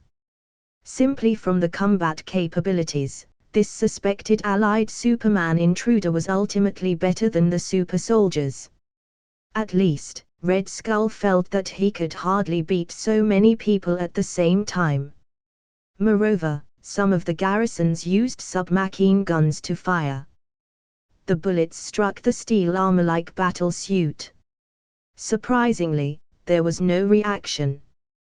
"What should we do?" Dr. Zola asked in a panic. Hydra's soldiers didn't look like they were a match for this intruder. "He's only one man. We have so many guns and enhanced soldiers. What are you afraid of?" Red Skull shouted angrily. Immediately afterward, a giant tank rumbled into action like a roaring steel monster on the monitor screen. The fort was moving and constantly adjusting its position. "Superman. Even if you have a body of steel." Red Skull showed a contemptuous smile. But the next moment, his voice abruptly stopped. The words that were to mock are swallowed back. "How is that possible? Erskine has researched another serum. Damn it. I was the first super soldier. He gave the best to someone else." Red Skull growled in rage. On the monitor, the barrel of the giant tank was abruptly broken. Then, the intruder clasped the broken barrel with both hands. Like a thick club, he instantly knocked the heavy tank to the ground. This shocking scene directly caused the other Hydra soldiers to lose their will to fight. They wanted to follow the example of the French and put up white flags of surrender. "Mr. Schmidt!" Dr. Zola shouted in a small voice. "Retreat! Back to headquarters. For the time being, we are no match for this ally Superman." Red Skull, who had quickly recovered, took a deep breath and pressed the self-destruct sequence switch one by one. He didn't intend to leave the Valkyrie in the military factory as spoils of war for the Allies. As for the captured soldiers and Hydra's garrison, Red Skull didn't care. They were only a small sacrifice for the birth of the Hydra Empire. Even the strongest super soldier would be injured and die. Red Skull clenched his teeth and bitterly said, "Superman, wait and see." The Tesseract soon appeared from a metal box in front of him. Without wasting any time, he put it in another smaller box. In his thoughts, as long as they returned to the Alps underground base, they could activate the Valkyrie and destroy both the Allies and Axis powers together. What can Superman do? He will still die in the bombing. Binge advert. Join Discord, discord.link/binge translations. Read 25 plus chapters ahead on Patreon, patreon.com/binge translations. We will have 5-chapter mass release on Patreon tomorrow. Comment. 45 comments. Vote. Chapter 66, Chapter 064 Hydra's Zombified Super Soldiers. Thud. Thud. Thud. Thud. A moment later, the fierce battlefield turned silent. With the nanosuit from Krypton, Luke could withstand a few energy blasts head-on, as if they were nothing. At most, they were a little annoying. The more time he spent with the Superman card, the more Luke understood why Clark Kent from the studio next door was often considered to have 0 evasion points. Because anyone with such an indestructible steel body, plus the unique healing ability, would be used to walking in a straight line. Instead of wasting time dodging attacks, it is better to charge and remove the enemy. Over time, dodge has become an optional word in Superman's dictionary. I wonder how Rogers is doing over there. After spending a few minutes clearing the garrison from the base perimeter, Luke strode towards the military factory. Red Skull is probably in the command room. Luke is very interested in the Tesseract. Since the energy radiation from a star can be a source of energy for Superman to become stronger, it makes no sense that other powerful energy bodies can't. Anyway, he won't lose anything in trying. Anyway, Thanos, Chief of Universal Family Planning Commission, can't hammer me across the timeline, right? Even if he comes, I might not lose to him. Luke had this idea in his head. Luke. As soon as he entered the military factory, Luke saw Rogers leading a group of captured soldiers. With Luke distracting the enemies, Captain America didn't encounter any major obstacles on his way to rescue them. "Have you found Bucky?" Luke scanned the area but didn't find the future Winter Soldier's figure. "No. They told me Bucky was taken to an isolation ward for human trials, but I didn't see him there." Rogers's face looked somewhat anxious. He was worried whether Bucky would be taken away by Hydra for some inhumane and terrible experiment. Or perhaps, unfortunately, a subject that had been destroyed as a failed experiment.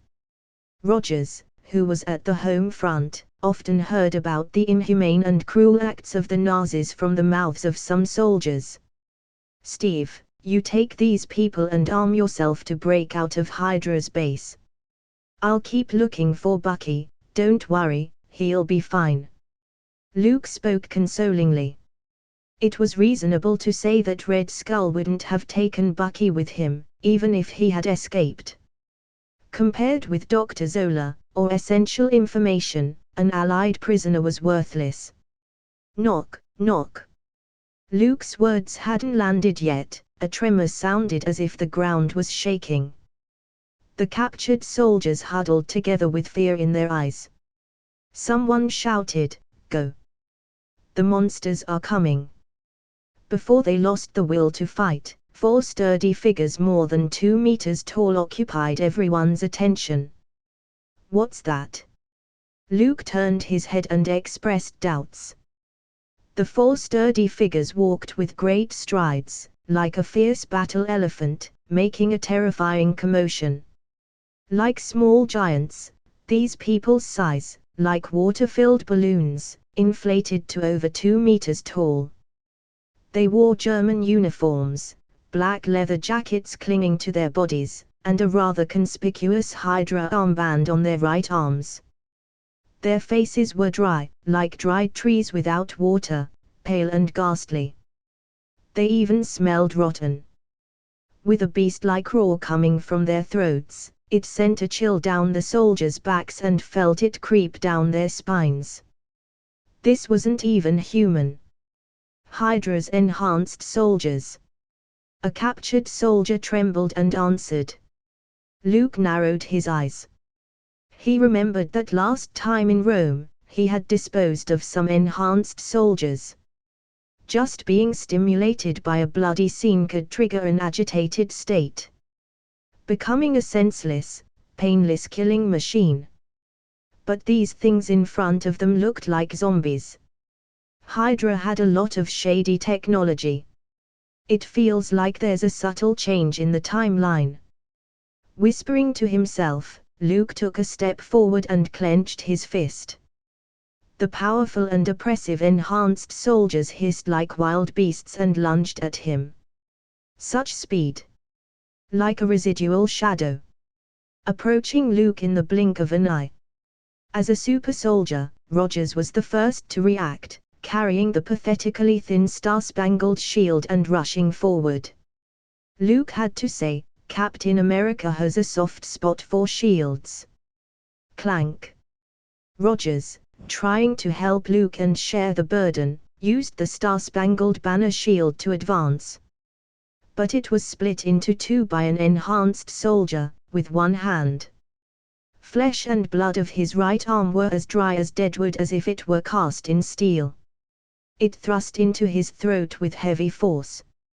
Even if they lost their self-awareness, their muscle memory, which the fires of war have brutalized, still allowed them to maintain their incredible combat power. Rip. A piercing sound. Luke ripped off the arm of the enhanced soldier. Dry, tight muscles that didn't spurt out blood. "I'll go," Luke said in a low voice. With a hard shoulder slam, he knocked the close-by enhanced soldier out of the way. His clenched fist swung out fiercely, and the airflow stirred, emitting a sharp hiss.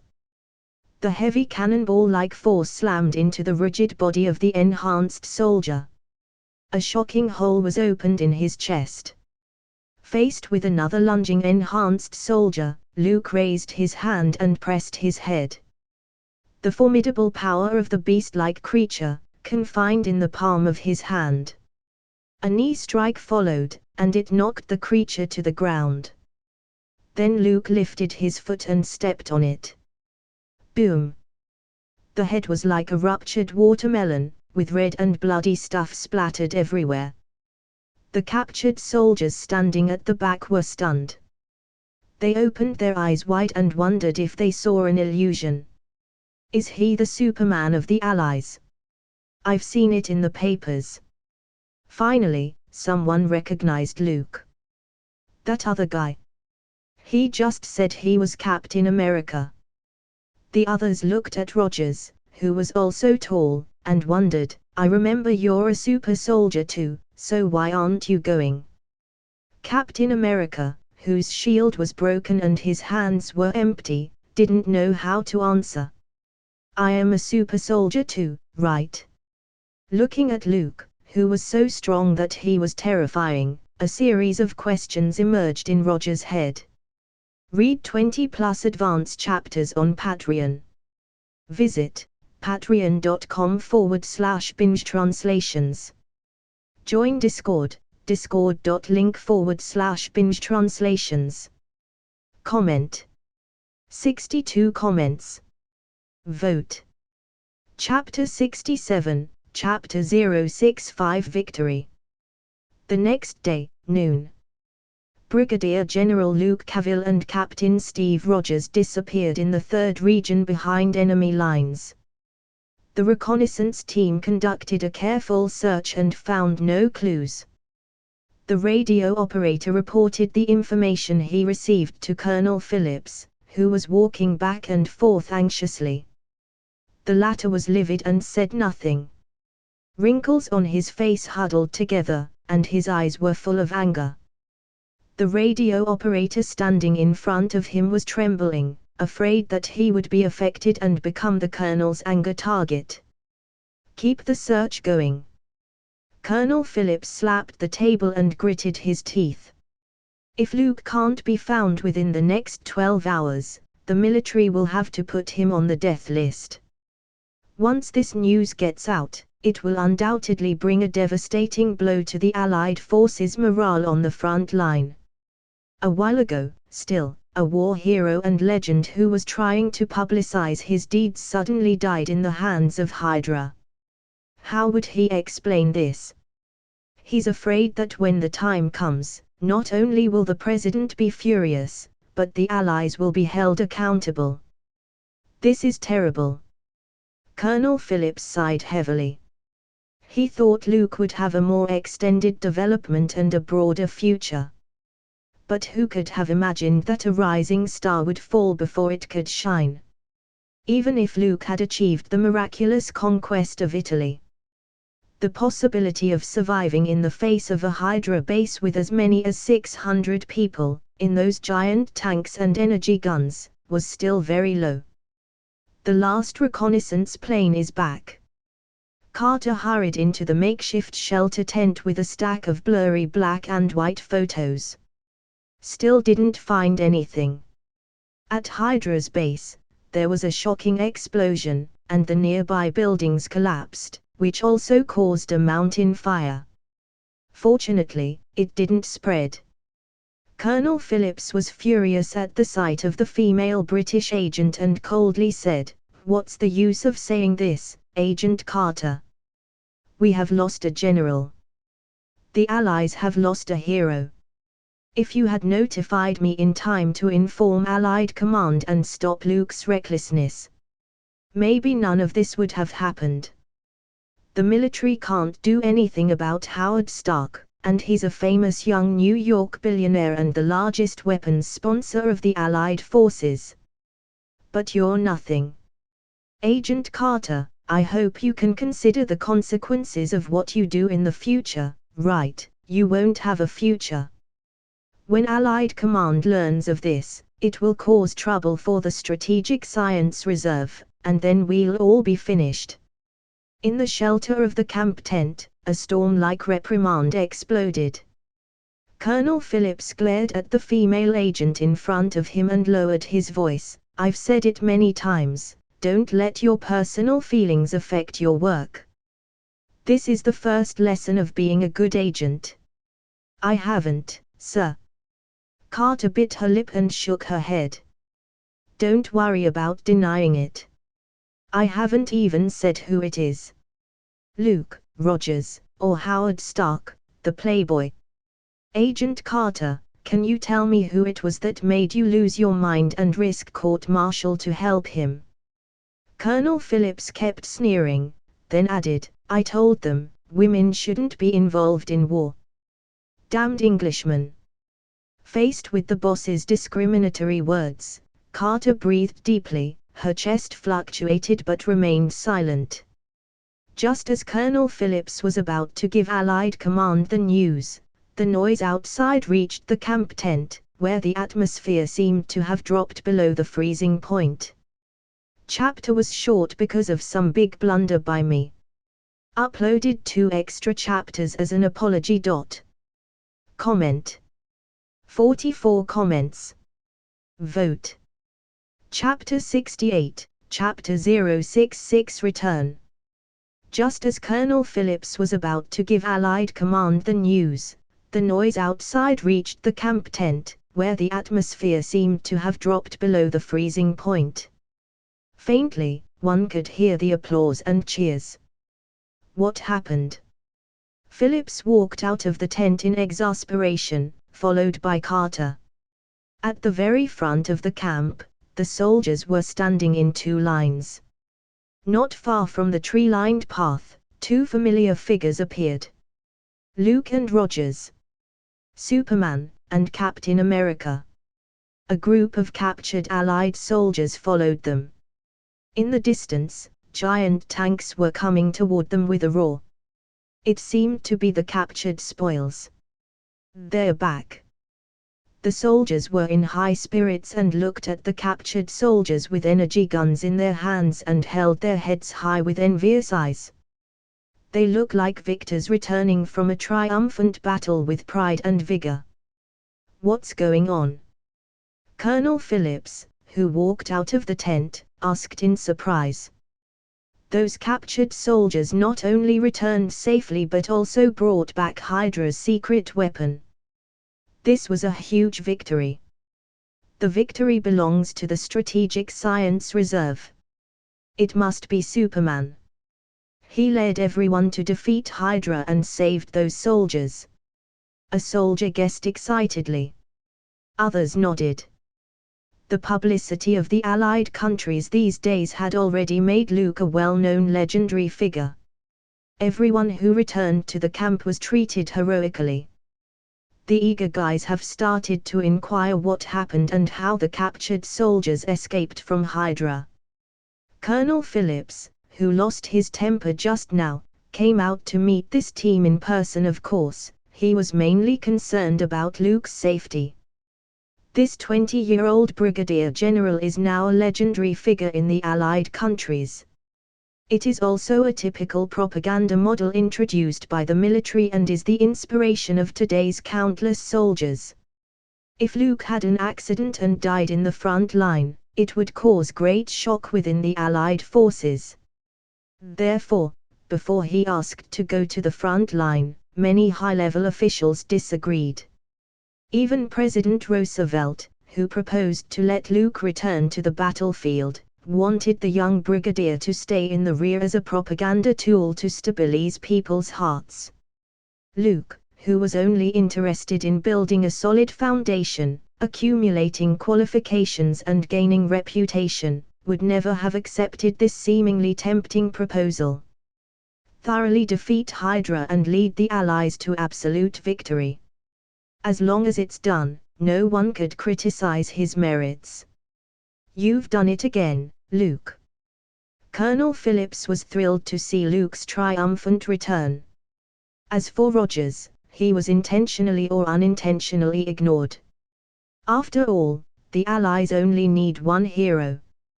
Just as in the eyes of the world, there will always be only one sun. Some people are injured, and they need medical attention. Also, Colonel, I was too reckless in this rescue operation. I will speak to Allied Command about this. Luke accepted the praise calmly. After taking care of the 4 enhanced soldiers, he and Rogers went straight to Red Skull's command room. In the end, Red Skull had already taken a plane and escaped with the Tesseract and Dr. Zola. Besides, Hydra's base was about to explode, so they couldn't continue to pursue it. Therefore, Luke only returned to camp with a group of captured soldiers and Rogers, who was depressed. Those giant tanks and energy guns that were stolen from the military factory became their trophies. The president sitting in the White House wouldn't have expected to receive your news so soon. Colonel Phillips had a smile on his face, completely missing his previous anger. They destroyed Hydra's secret base with only 2 people, took out 2 military factories and 600 Nazi guards inside. What a fantastic achievement! Intuition told Colonel Phillips that Luke could do more than that. When this war is over, he will receive even higher honors. The youngest major general in the history of the United States. Maybe even an admiral position. For the first time, Phillips felt that his imagination was relatively poor. This is a great victory for the Strategic Science Reserve. We'll celebrate with you later. Colonel Phillips glanced at Carter beside him and said with a smile. Luke is the highest officer in the camp in terms of rank and official position. He has the authority to make any decision except to disobey a direct order from Allied command. However, the young brigadier general didn't turn his back on people once he got his post and put on airs. On the contrary, Luke keeps an approachable and cordial attitude towards his former friend Rogers and his former boss Colonel Phillips. Reducing one's aggressiveness allows military bigwigs who were dissatisfied with themselves to relax their vigilance. This is what he thought inside. Do you have something to say to me? Luke smiled when he saw Carter standing in front of him. Welcome back. The usually cold female agent was silent for a long moment before saying this. Comment. 57 comments. Vote. Chapter 69, Chapter 067 A Circular Shield. Apology chapter for yesterday's blunder. Really sorry.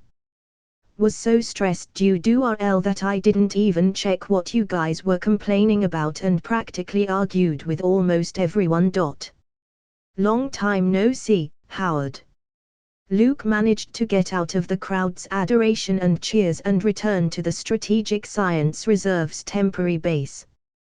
Walking through the gate, he saw Howard Stark, the chief scientific research consultant, was already busy in his own stuff.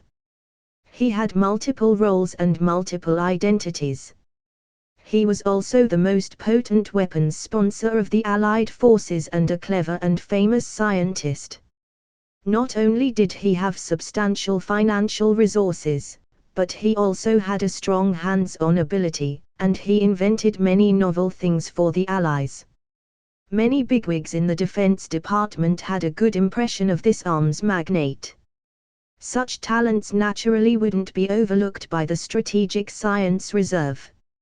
In the name of scientific research consultant, Colonel Phillips enlisted Howard, even though the old-school soldier didn't like him.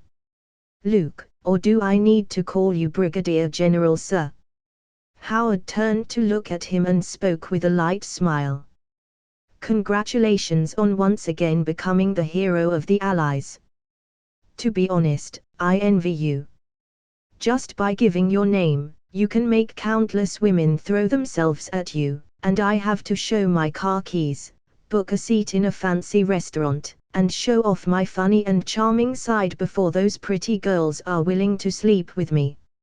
After coming to the Strategic Science Reserve these days, Luke also had a clear understanding of Howard. Different from the later mature and serious founder of S.H.I.E.L.D. Currently, the arms magnate who led Stark Industries' rise to prominence was no different from his son. He loved to prove his powerful charm of a male by hooking up with a beautiful woman. That mouth will never spit out appreciation and affirmation to others, said to be the Stark family's usual arrogance and venom. Compared with Tony Stark, who has yet come to this world, he only had technology and women in his eyes. Howard only had one hobby over his son, that was, making money. In just a few decades, Stark Industries would have caught up with Lockheed Martin, Northrop Grumman, General Dynamics, and other established giants, trying to stand side by side with them and then overtake them. Howard's sociability and his genius brain contributed significantly to this. I guess those tricks of yours don't work all the time, do they? Luke scoffed nonchalantly. Many people say that this playboy risked going to the Strategic Science Reserve's front lines because of the cold female agent, Peggy Carter. The other party wanted to pick this delicate, charming, and thorny red rose and kiss it. It's a pity that Carter ignored him and refused a date invitation many times. After that flight, Carter and I went to eat cheese fondue. Howard was smug, like a victorious soldier. Mr. Stark, you think I don't know that cheese fondue is cheese and bread, right? If eating bread together is considered to win a woman over, they won't half of all the women in New York have had sex with you. Luke deliberately sneered. What do you know? You have to be patient with women. Howard wasn't angry. Instead, he assumed the attitude of an elder and taught, you have to be like Don Quixote who charged at the windmill, failed and started all over again. At the same time, don't be too deprived and show great eagerness.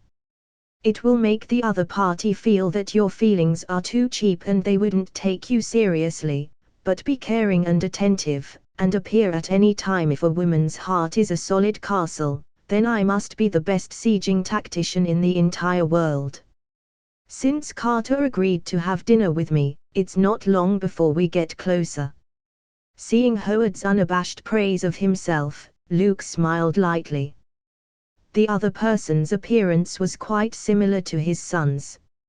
It seems that narcissism was also one of the Stark family's traditions. However, in Luke's view, Howard was a successful businessman and a top scientist globally.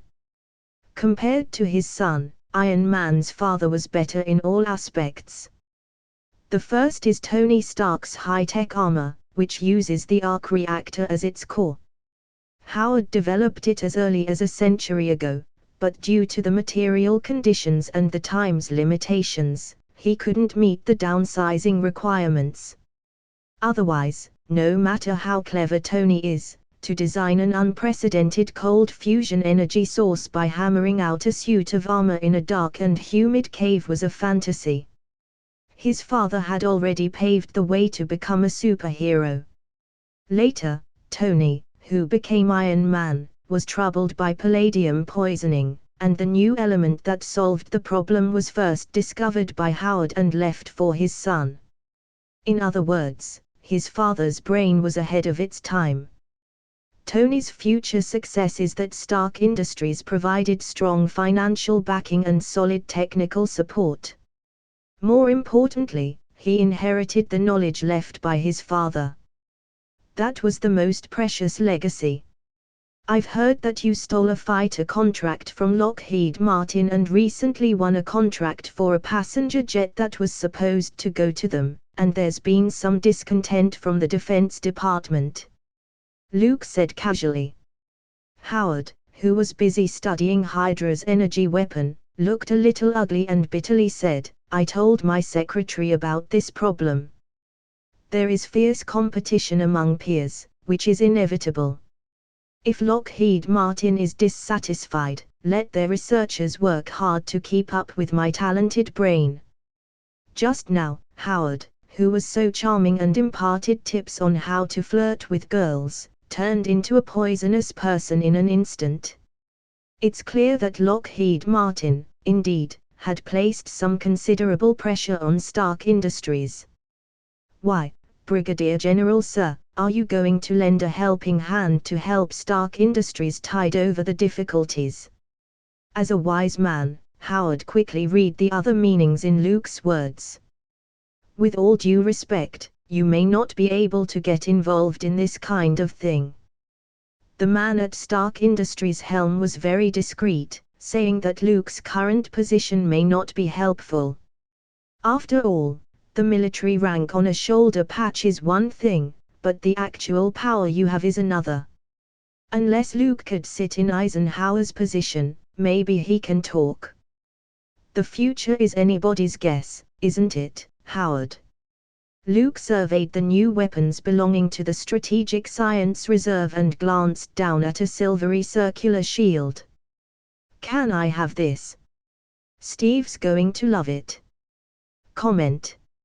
44 comments. Vote. Chapter 70, Chapter 068 Where's Bucky? Luke surveyed the new weapons belonging to the Strategic Science Reserve and glanced down at a silvery circular shield. "Can I have this?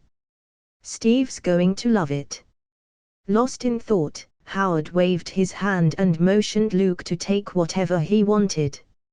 Anyway, from the military title, the opponent should be the leader of the Strategic Science Reserve. "But are you sure Rogers will use this thing? It's just an unfinished product." Aware of Luke's vague intention to cooperate, Howard's attitude changed a bit.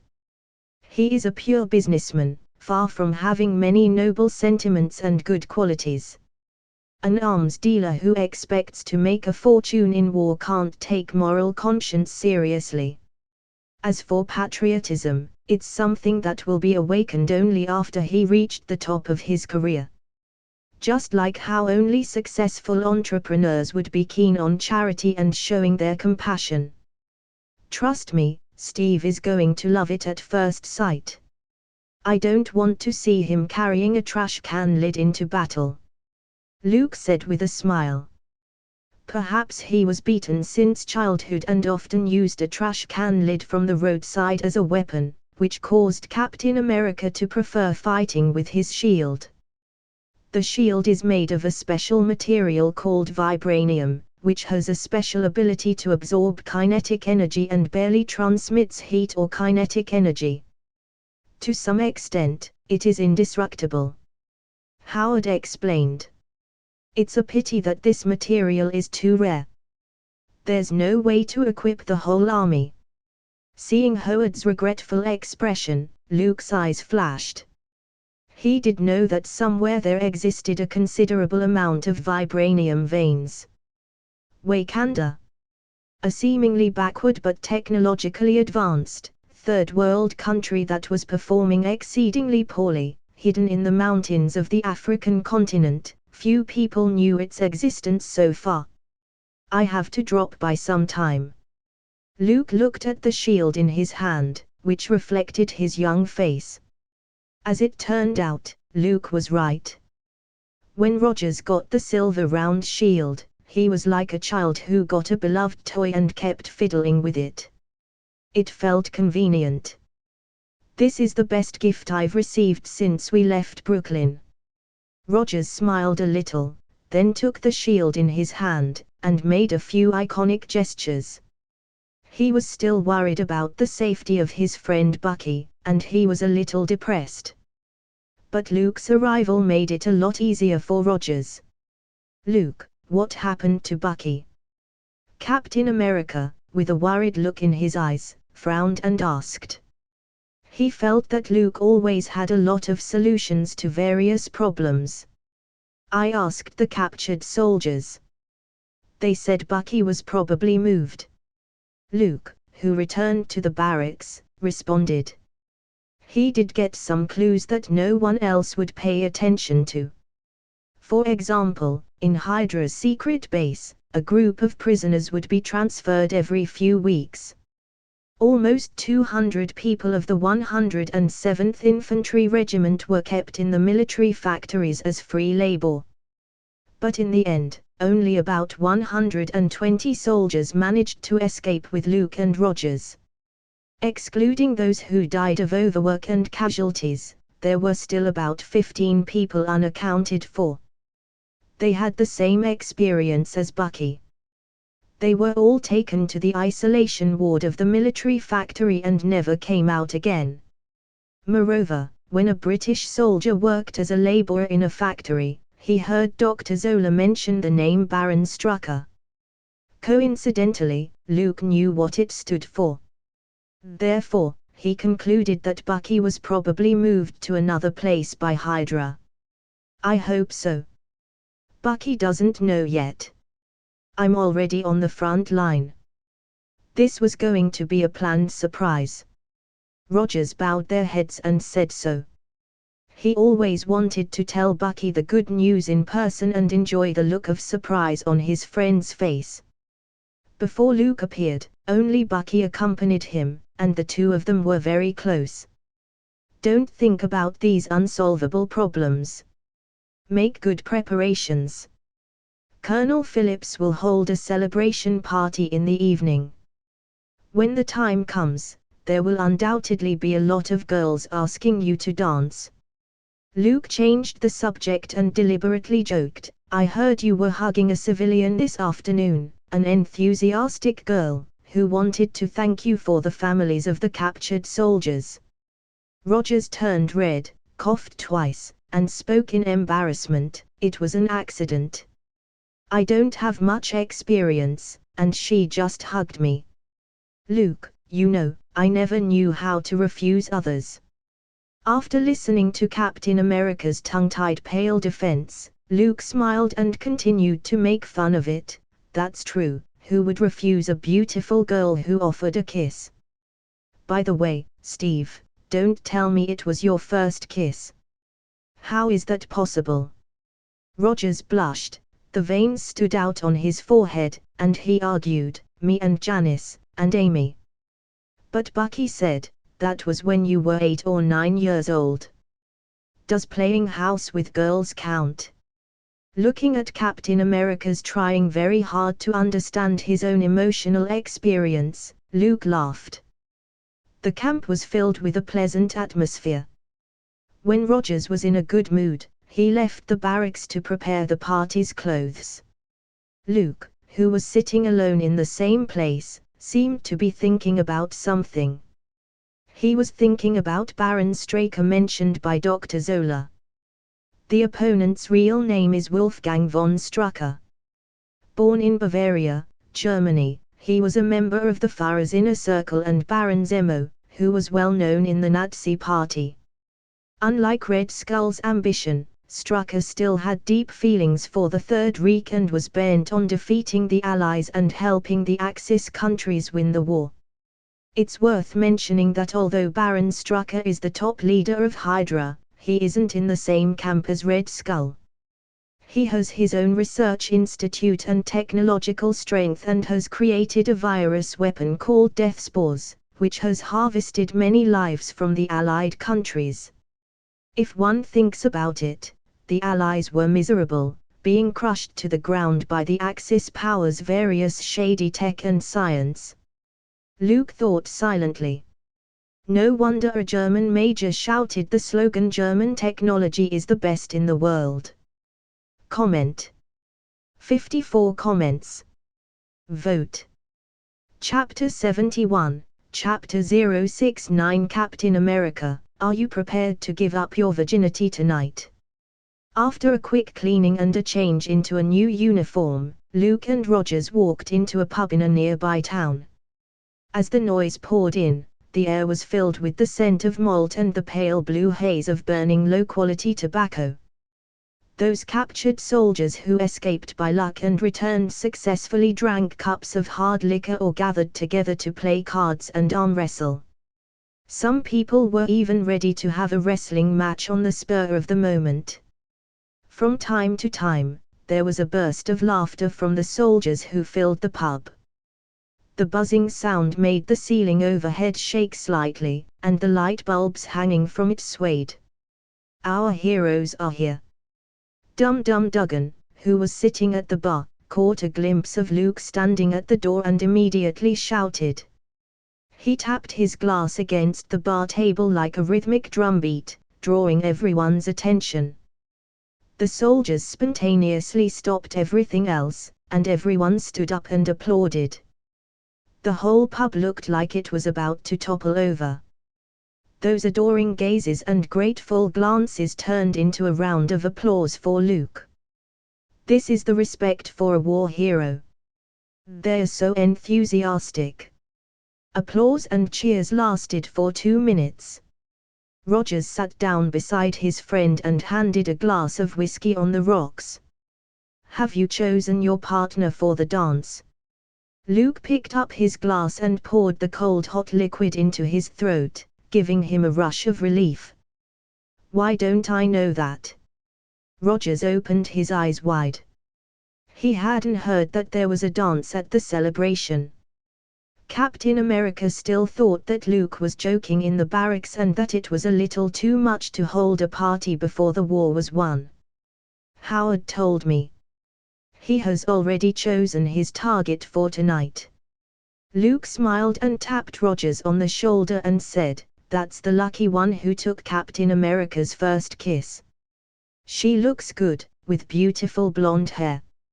See, she's staring at you with passionate eyes. Steve, you're gonna get it tonight."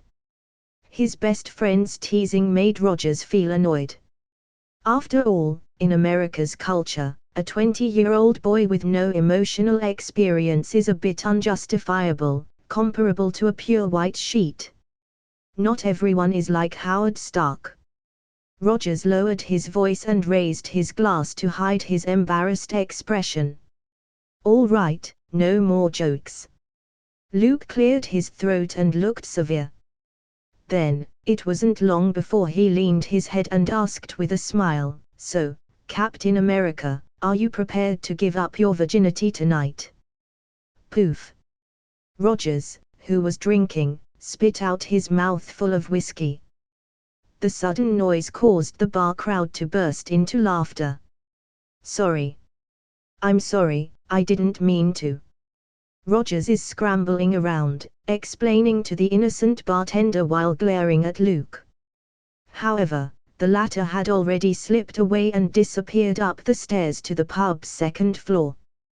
Bastard! The always decent Rogers, for once, burst out a foul word. Half an hour later, the drunken soldiers gradually left the scene.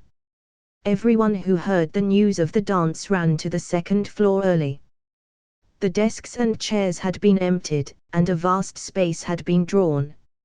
An old-fashioned phonograph was placed by the window, and the soothing and quiet music melody flowed out of it and echoed on the second floor.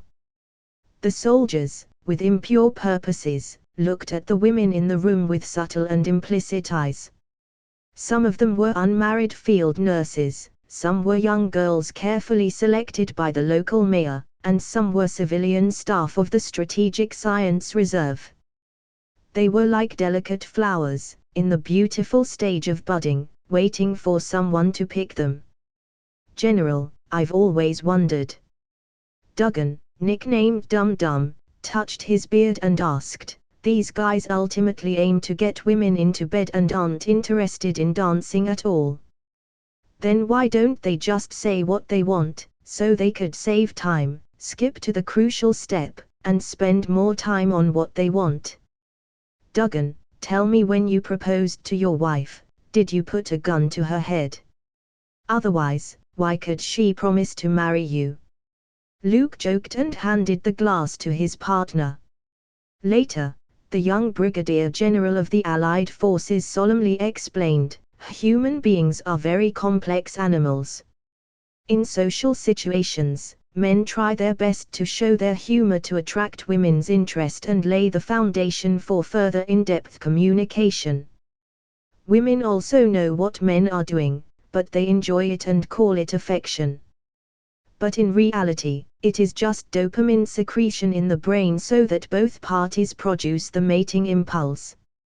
You go to any woman and tell her, 'Let's skip all the steps, get down to business, and finish the bodily fluid exchange,' what do you think? She would give you a clean slap and treat you as a pervert. But in a different way, you go up to someone, invite them for a drink, tell a few funny jokes, talk about your experiences, don't care if they are true or not, just charming enough to be interesting and attractive. When the mood is right, you can ask to go to her room or let her visit your room. If you are strong enough, she will snuggle up to you and say, 'You are the best man I have ever met.' Do you understand, Duggan? With straightforwardness, you will end up being treated as a pervert. The only way to harvest the prey is to speak eloquently." Dum Dum was confused. He could marry his wife back then purely because of good luck. "Luke, I'm impressed with you. I didn't expect you to have such a brilliant perspective. In the future, we can discuss more and exchange more when we have time." Luke, leaning against the bar, saw Howard coming over. The arms magnate is dressed up very flamboyantly, with a suit and vest, trousers, and leather shoes. His hair was combed and shiny, and his mustache was carefully groomed. "You're better at this. I am just an armchair strategist with rich theoretical knowledge." Luke smiled and admitted defeat. Flirting was Stark's family heritage, he couldn't compare. Binge. Guys, our editor and translator, at Xenon Wonder, needs help in reaching 1K privilege readers. He's already at 730-something privilege readers, and I request you to buy 1 coin privilege of his book. Help us out. Open this book in the app, Rebirth of the Villainous Crown Prince. This book is also present in the book list under my profile. Use app please. Go to content and all you need to do is buy 1 coin privilege. It only costs 1 coin per account. If you use more than 1 account and have few spare coins, please buy 1 coin privilege of our editor's book. P.S. The coins spent on this privilege buying will be rebated to you next month. I hope this isn't much, and we will release 4 extra chapters upon reaching 1K privilege readers in Marvel's Superman. Thank you. Comment. 52 comments. Vote.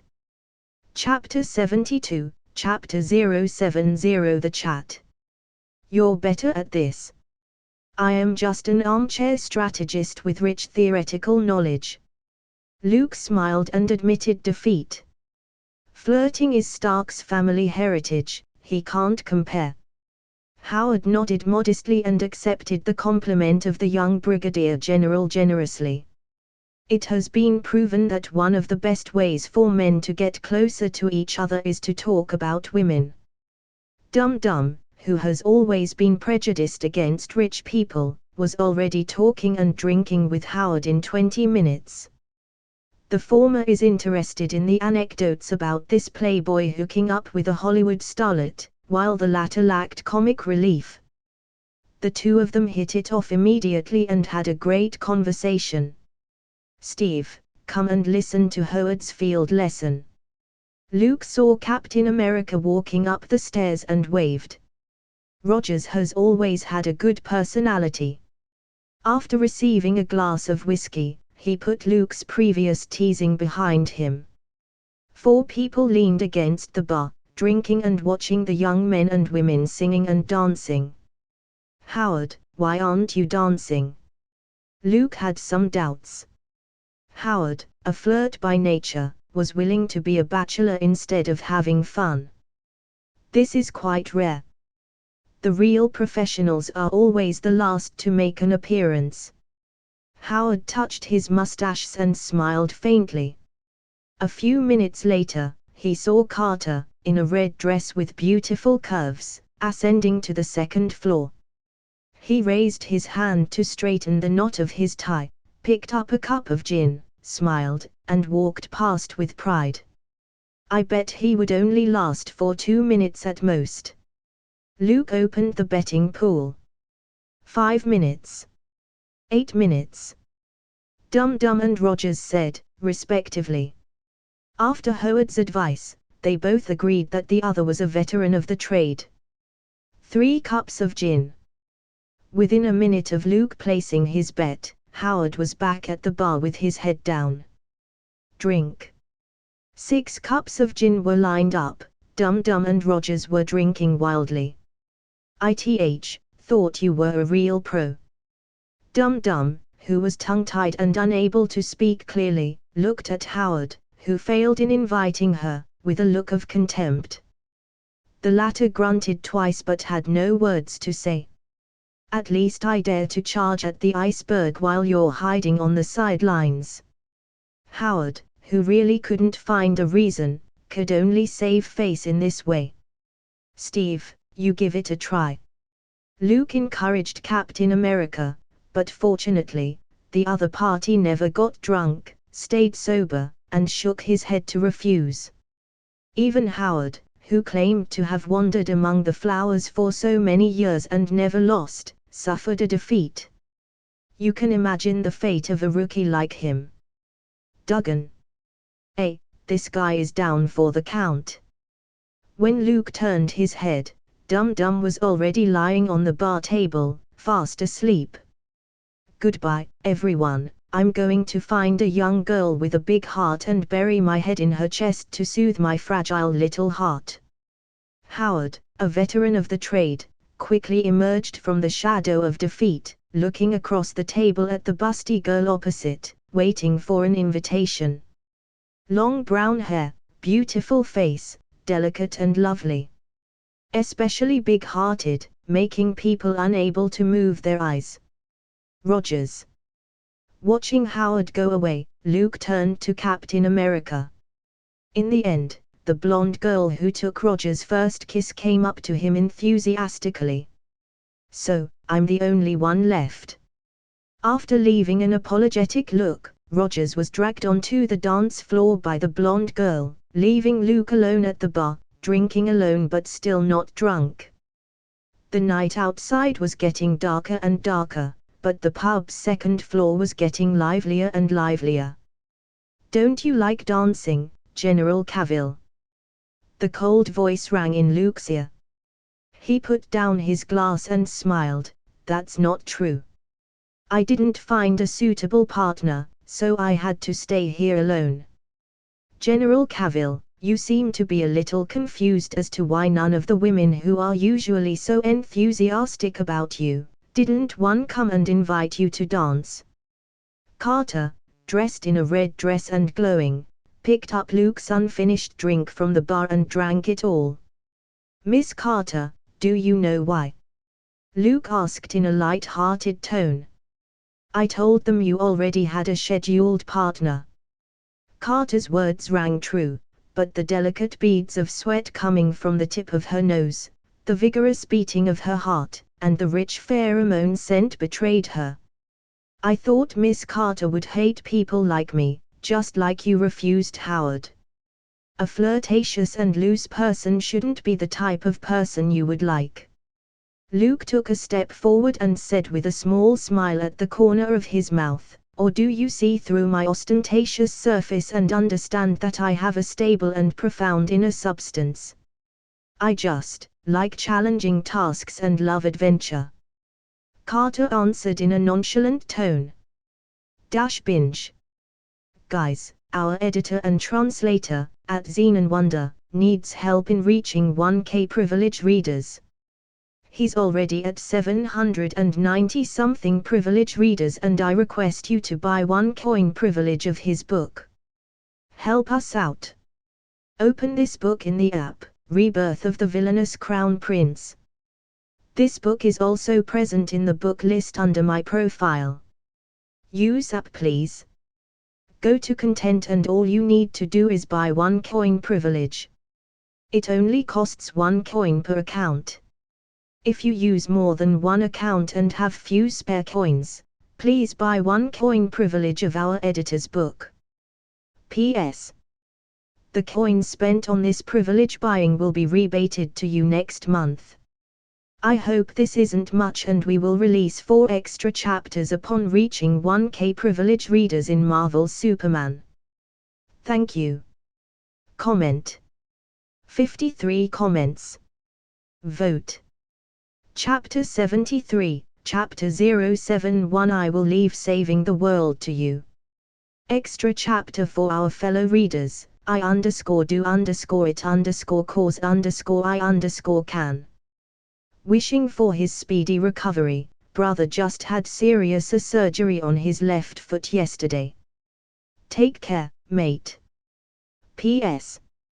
More extra chapters tomorrow. The following day, when Luke, Rogers, and Howard showed up outside the barracks simultaneously, the scene was a little awkward. Everyone has a tacit agreement to smile, even Rogers, who had no knowledge in this area, also followed the two. Everyone seemed to know what happened last night. Good morning, Luke and Steve. Are you up for your morning workout too? Howard coughed twice, pretending to ask. Ignoring his messy hair like a chicken coop, loose tie, untied shoelaces and other obvious clues. He opened his mouth and said he was getting up early to exercise. I thought you spent so much energy last night, and you should be tired enough. But I didn't know you could still get up in the morning to exercise. Luke teased. Oh, what about you, Luke? I didn't expect you to pick the most delicate red rose in the barracks without a word. You're the one who's hiding something. Howard fought back, not to be outdone. His tone was sour. Before, he pursued Carter, but the other party was unmoved and indifferent. However, Luke didn't do anything, but he picked off the thorny rose quickly. This made Howard, who had always been invincible in love, feel depressed. You won't believe me if I told you that nothing happened with Miss Carter last night. Luke shrugged his shoulders. As expected, he received a suspicious look and a scornful laugh. Come on, it's like an alcoholic saying he didn't drink too much, and a politician saying he served the citizens. It's unconvincing. Howard chuckled, clearly unconvinced. A lone man and woman disappeared after one dance and didn't show up until the following day. Could it be watching the stars and moon and talking about life's ideals all night? Rogers nodded and agreed. It was clear that he had grown a lot after an immersive first experience overnight. Tell me, how did you do it? Howard looked curious. He wanted to know where he lost. On looks. Well, Luke is young and handsome. But isn't he more attractive as a mature and rich man? On achievement. Although Luke is a war hero of the Allies, he is known as Superman to the world. But in the scientific field, Howard Stark is also a rising star. A rising genius who hopes to rival Robert Oppenheimer and Leo Szilard. Since you asked in good faith, I won't hide it. Miss Carter said she was deeply attracted to me when she first saw me. She thinks I'm like a firefly in the night, so bright and outstanding. Howard was stunned on the spot. After seeing Luke's playful eyes, he realized that this guy was just bullshitting and spat viciously. Chewie. With his family's education, he shouldn't have behaved in such a rude manner. If I hadn't been unable to beat you, I would have thrown a punch at you. Howard turned around and walked away but almost twisted his back because of the excessive movement. Finally, he left awkwardly, with one hand on his waist and a staggering gait. I can tell by the look on your face that you had a good night. Luke hooked Rogers's shoulder with his arm, and they walked to the barracks. He remembered that someone always talked about one topic in his previous life, whether Captain America was a 70-year-old virgin. Looking at it now, definitely not. Her name is Marjorie. Rogers squirmed. He isn't quite used to this kind of conversation. In the afternoon, Luke, who had finished his rest, entered the war room and heard Colonel Phillips roar. John Schmidt should be put in an insane asylum. He stood in front of a map, looking shocked and angry. Rogers, Carter, and Howard were all sitting at the long table, and their faces were exceptionally grave. The rest of the senior officers were silent and remained quiet. The atmosphere of the whole room fell to a freezing point as if the air was frozen.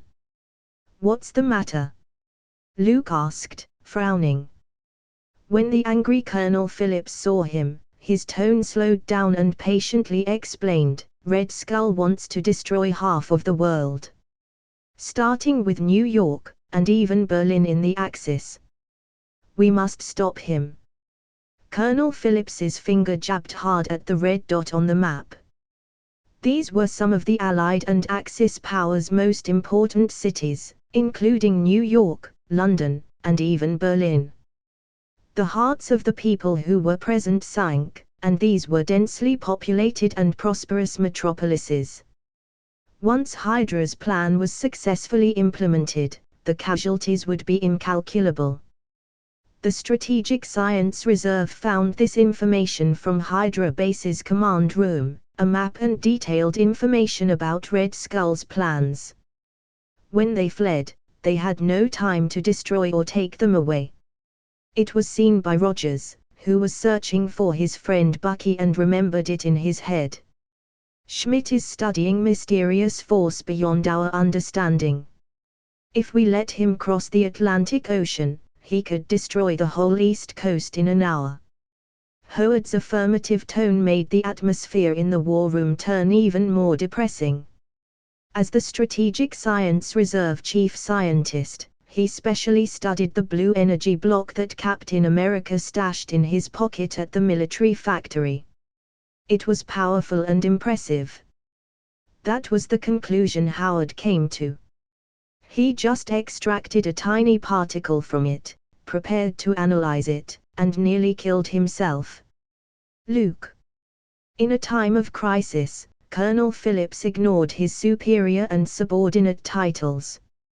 I have sent reports to Allied Command and the White House. The President wants you to step forward and stop Hydra's plan. Right now, only you can do it. In 24 hours, Red Skull will implement his crazy plan. In the war room, all eyes were focused on Luke. The Allies need a hero to save the world.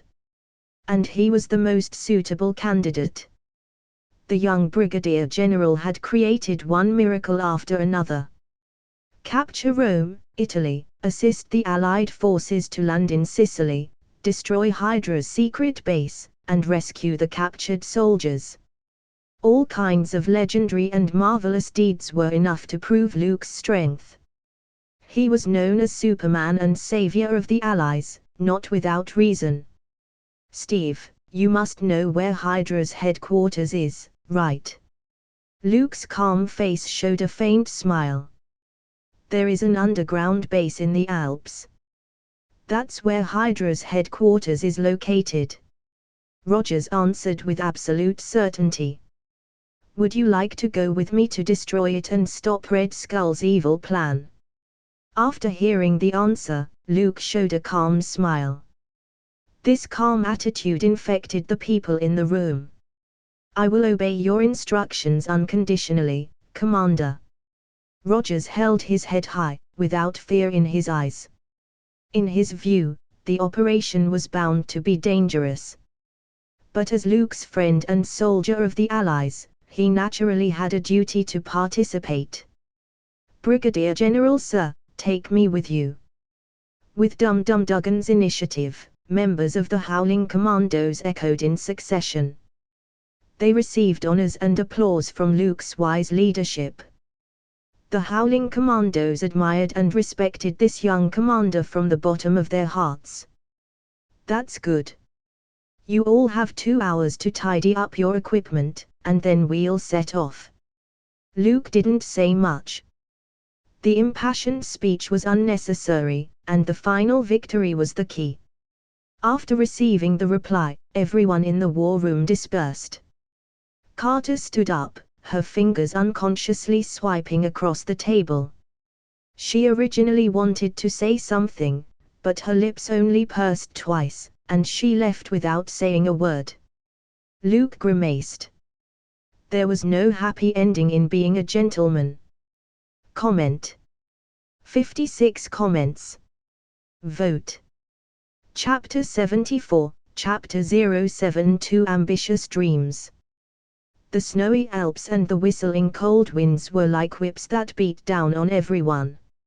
Luke, wearing a thin brigadier general's uniform, stood upright in the snow and ice. He wasn't affected by the weather at all. According to the original timeline, Steve would attack the underground base in the Alps and raid Hydra's headquarters. Captain America must break into the enemy camp alone, creating an opportunity to attract Red Skull's attention. Then, Howling Commandos came down from the sky and beat Hydra to the ground. However, this time Rogers didn't have to take such risks. With Luke as the main attacker, he only needed to lead the Howling Commandos and hold off Hydra's soldiers. "Are you going in alone?" Despite watching Luke break into Hydra's base alone, overturn trucks and smash tanks, Rogers still had some worries. After all, no one knows what secret weapons Red Skull had hidden in there. "Rest assured. After half an hour, start moving," Luke said in a relaxed tone, indicating that it wasn't a big deal. The only thing Red Skull could rely on was Hydra's exceptional forces and the powerful weapons created from extracting the Tesseract's energy.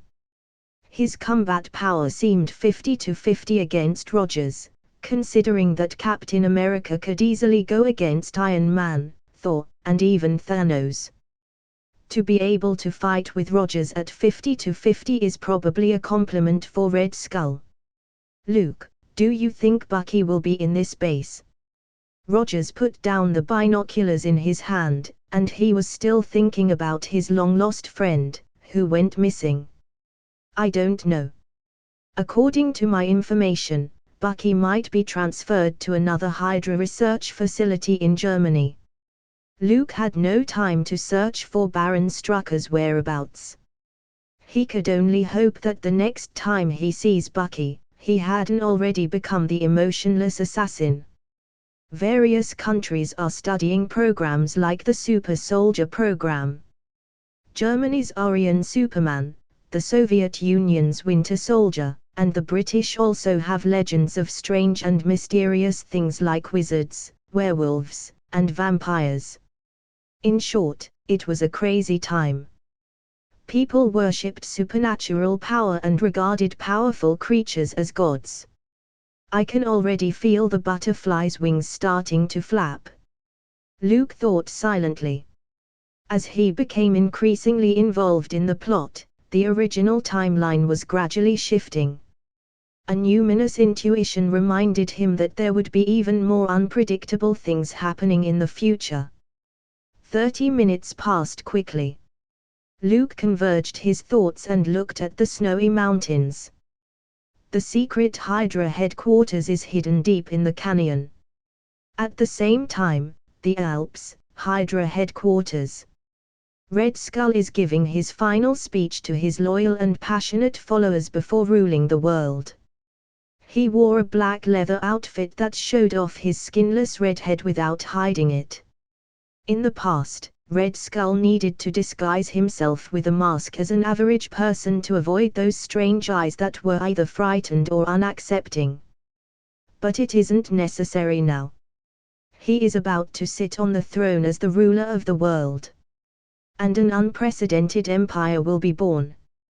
His excessive ambition and self-confidence made Red Skull disdain hiding his natural face. What's more, for those passionate believers who he brainwashed, this ferocious and horrible appearance not only didn't arouse resentment and fear but brought sincere awe and obedience.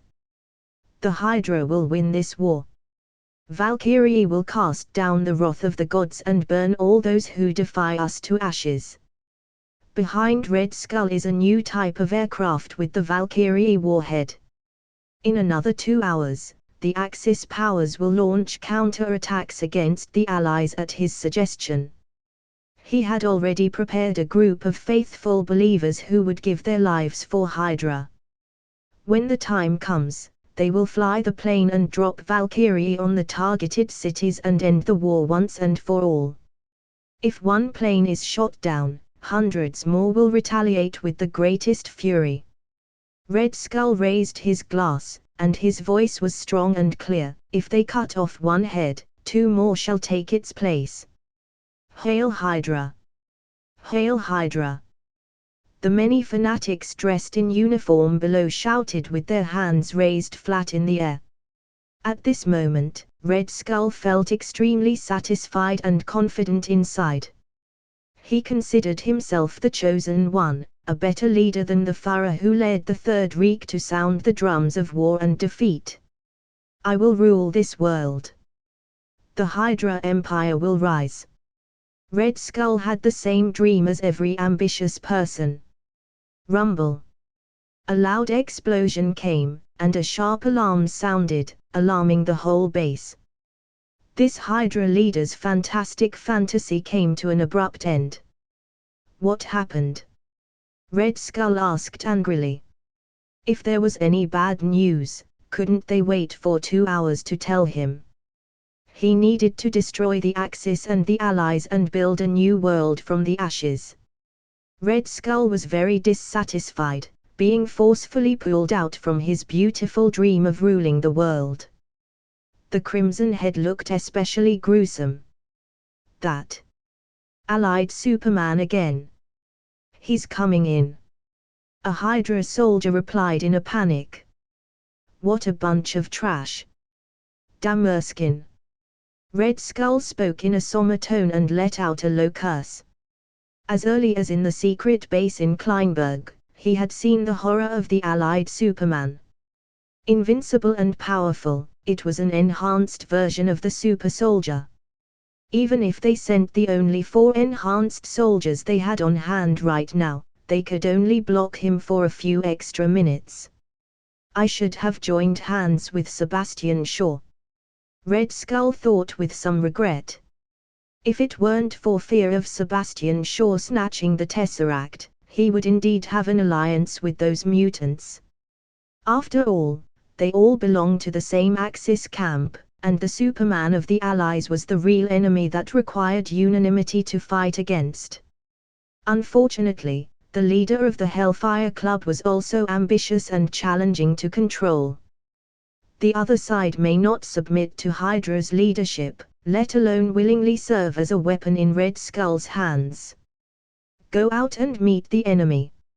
Resist the American Superman, and the world belongs to Hydra. With a wave of his hand, Red Skull sent out many of his men to resist the Allied Superman's attack. Binge. Weekly mass release. Every 400 power stones will get you 1 extra chapter. Vote. Chapters will be uploaded as soon as target is met. Comment. 44 comments. Vote.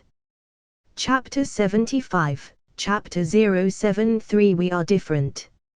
Red Skull quickly boarded the plane behind him, carrying a suitcase containing the magic cube. Those loyal Hydra soldiers were just cannon fodder. He had no spare time to pay attention to the Allied Superman's surprise attack. The Valkyrie plan needs to start early. As long as the plane crosses the Atlantic Ocean, it will destroy America's east coast. Then, it can erase other target cities. Without the leadership of the Allies and the Third Reich, they would be in chaos. At that time, he will take the lead in standing up and reforming the Axis camp through Hydra, which will naturally defeat the leaderless Allies. As for the frightening Allied Superman, Dr. Zola, I not only want you to use the energy of the Tesseract in your weapons. I also want you to speed up human testing. Red Skull boarded the plane, came to the cockpit, and viciously said so. I want to be as strong as Luke Cavill. No. Even more powerful than him. Dr. Zola looked bitter. According to the blood sample provided by Red Skull, the most he could do was reverse the inferior qualities. Those enhanced soldiers who have no self-awareness are injected with inferior products. Right now, it was utterly impossible to reach the level of the Allied Superman. Who knew what kind of improvement Abraham Erskine made to the serum? I'll try, Mr. Schmidt. Dr. Zola reluctantly replied. Red Skull, who received the reply, sat in the pilot's seat and put the Tesseract in the metal instrument into the central hub. He could envision the spectacular sight of mushroom clouds rising everywhere above the Earth. When Luke broke into the base's bottom level, he saw the new plane Red Skull was riding in, which had already been fired and warmed up, slowly taxiing on the tarmac. Rogers, this is yours. Luke turned to Captain America at the door, sending him a circular shield. Steve then used this vibranium shield to topple the Hydra soldiers who had surrounded him. Dong! Dong! That was quite a rhythm. Captain America took out the enemy with a few easy shots. The sense of combat power has greatly improved. Luke, who witnessed this scene, couldn't help but come up with this idea. No problem. Make sure to stop Red Skull, Luke. Rogers swung his right hand, knocked down the enemy with a shield, took time to turn around, and said so.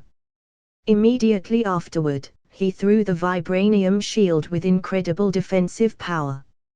After continuously knocking down 2 Hydra soldiers, the circular shield drew an arc that violated physics laws and flew back to Rogers.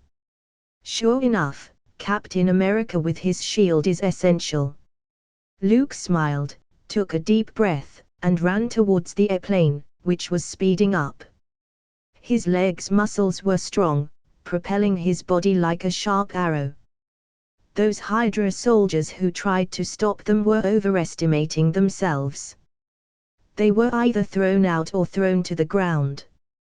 Luke was like Moses, parting the sea.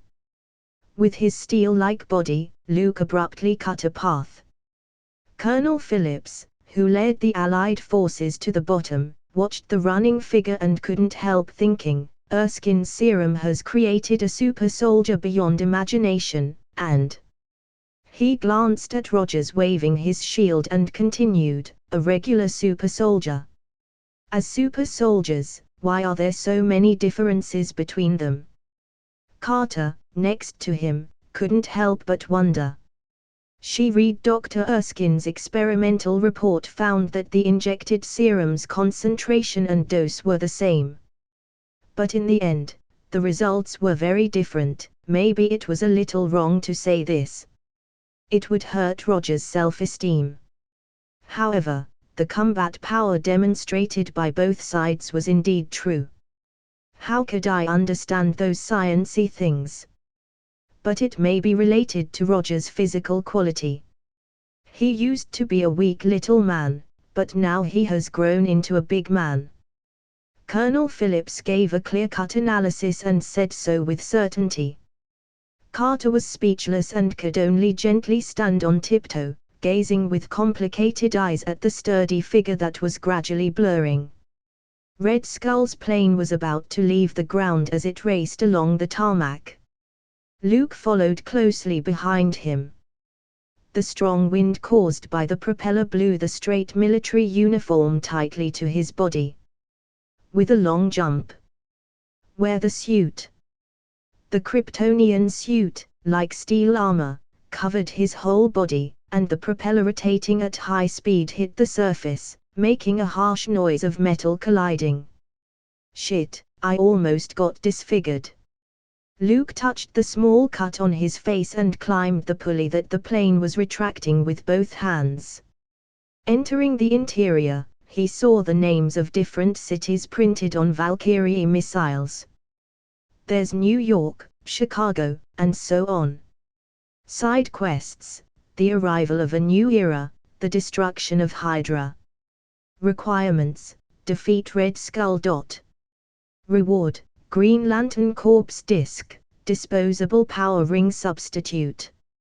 Luke, who saw a quest pop up, felt his body was full of motivation. He took significant strides, and all the Hydra soldiers who got in his way were knocked to the ground. You can't run away this time, Mr. Schmidt. Soon Luke appeared in the spacious cockpit. You're quite persistent, General Cavill. In the pilot's seat, Red Skull turned his chair and looked directly at Luke, who tore open the metal door with both hands. What can the Allies give you? A hero's title. Meaningless verbal compliment. Trust me, General Cavill, when the war is over, they will throw you aside. Do you know why? During the war, you're a great hero and a brave soldier.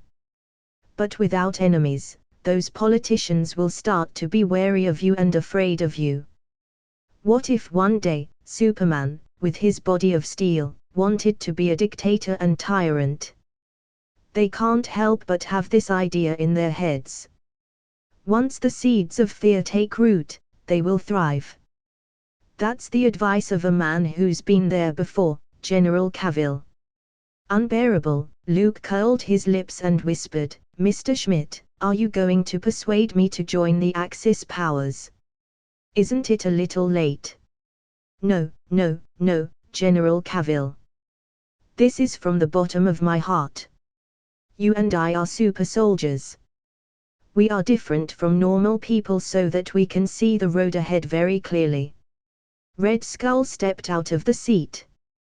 The plane had already been set to autopilot. It won't be long before this large new aircraft follows its intended course and devastates the planet.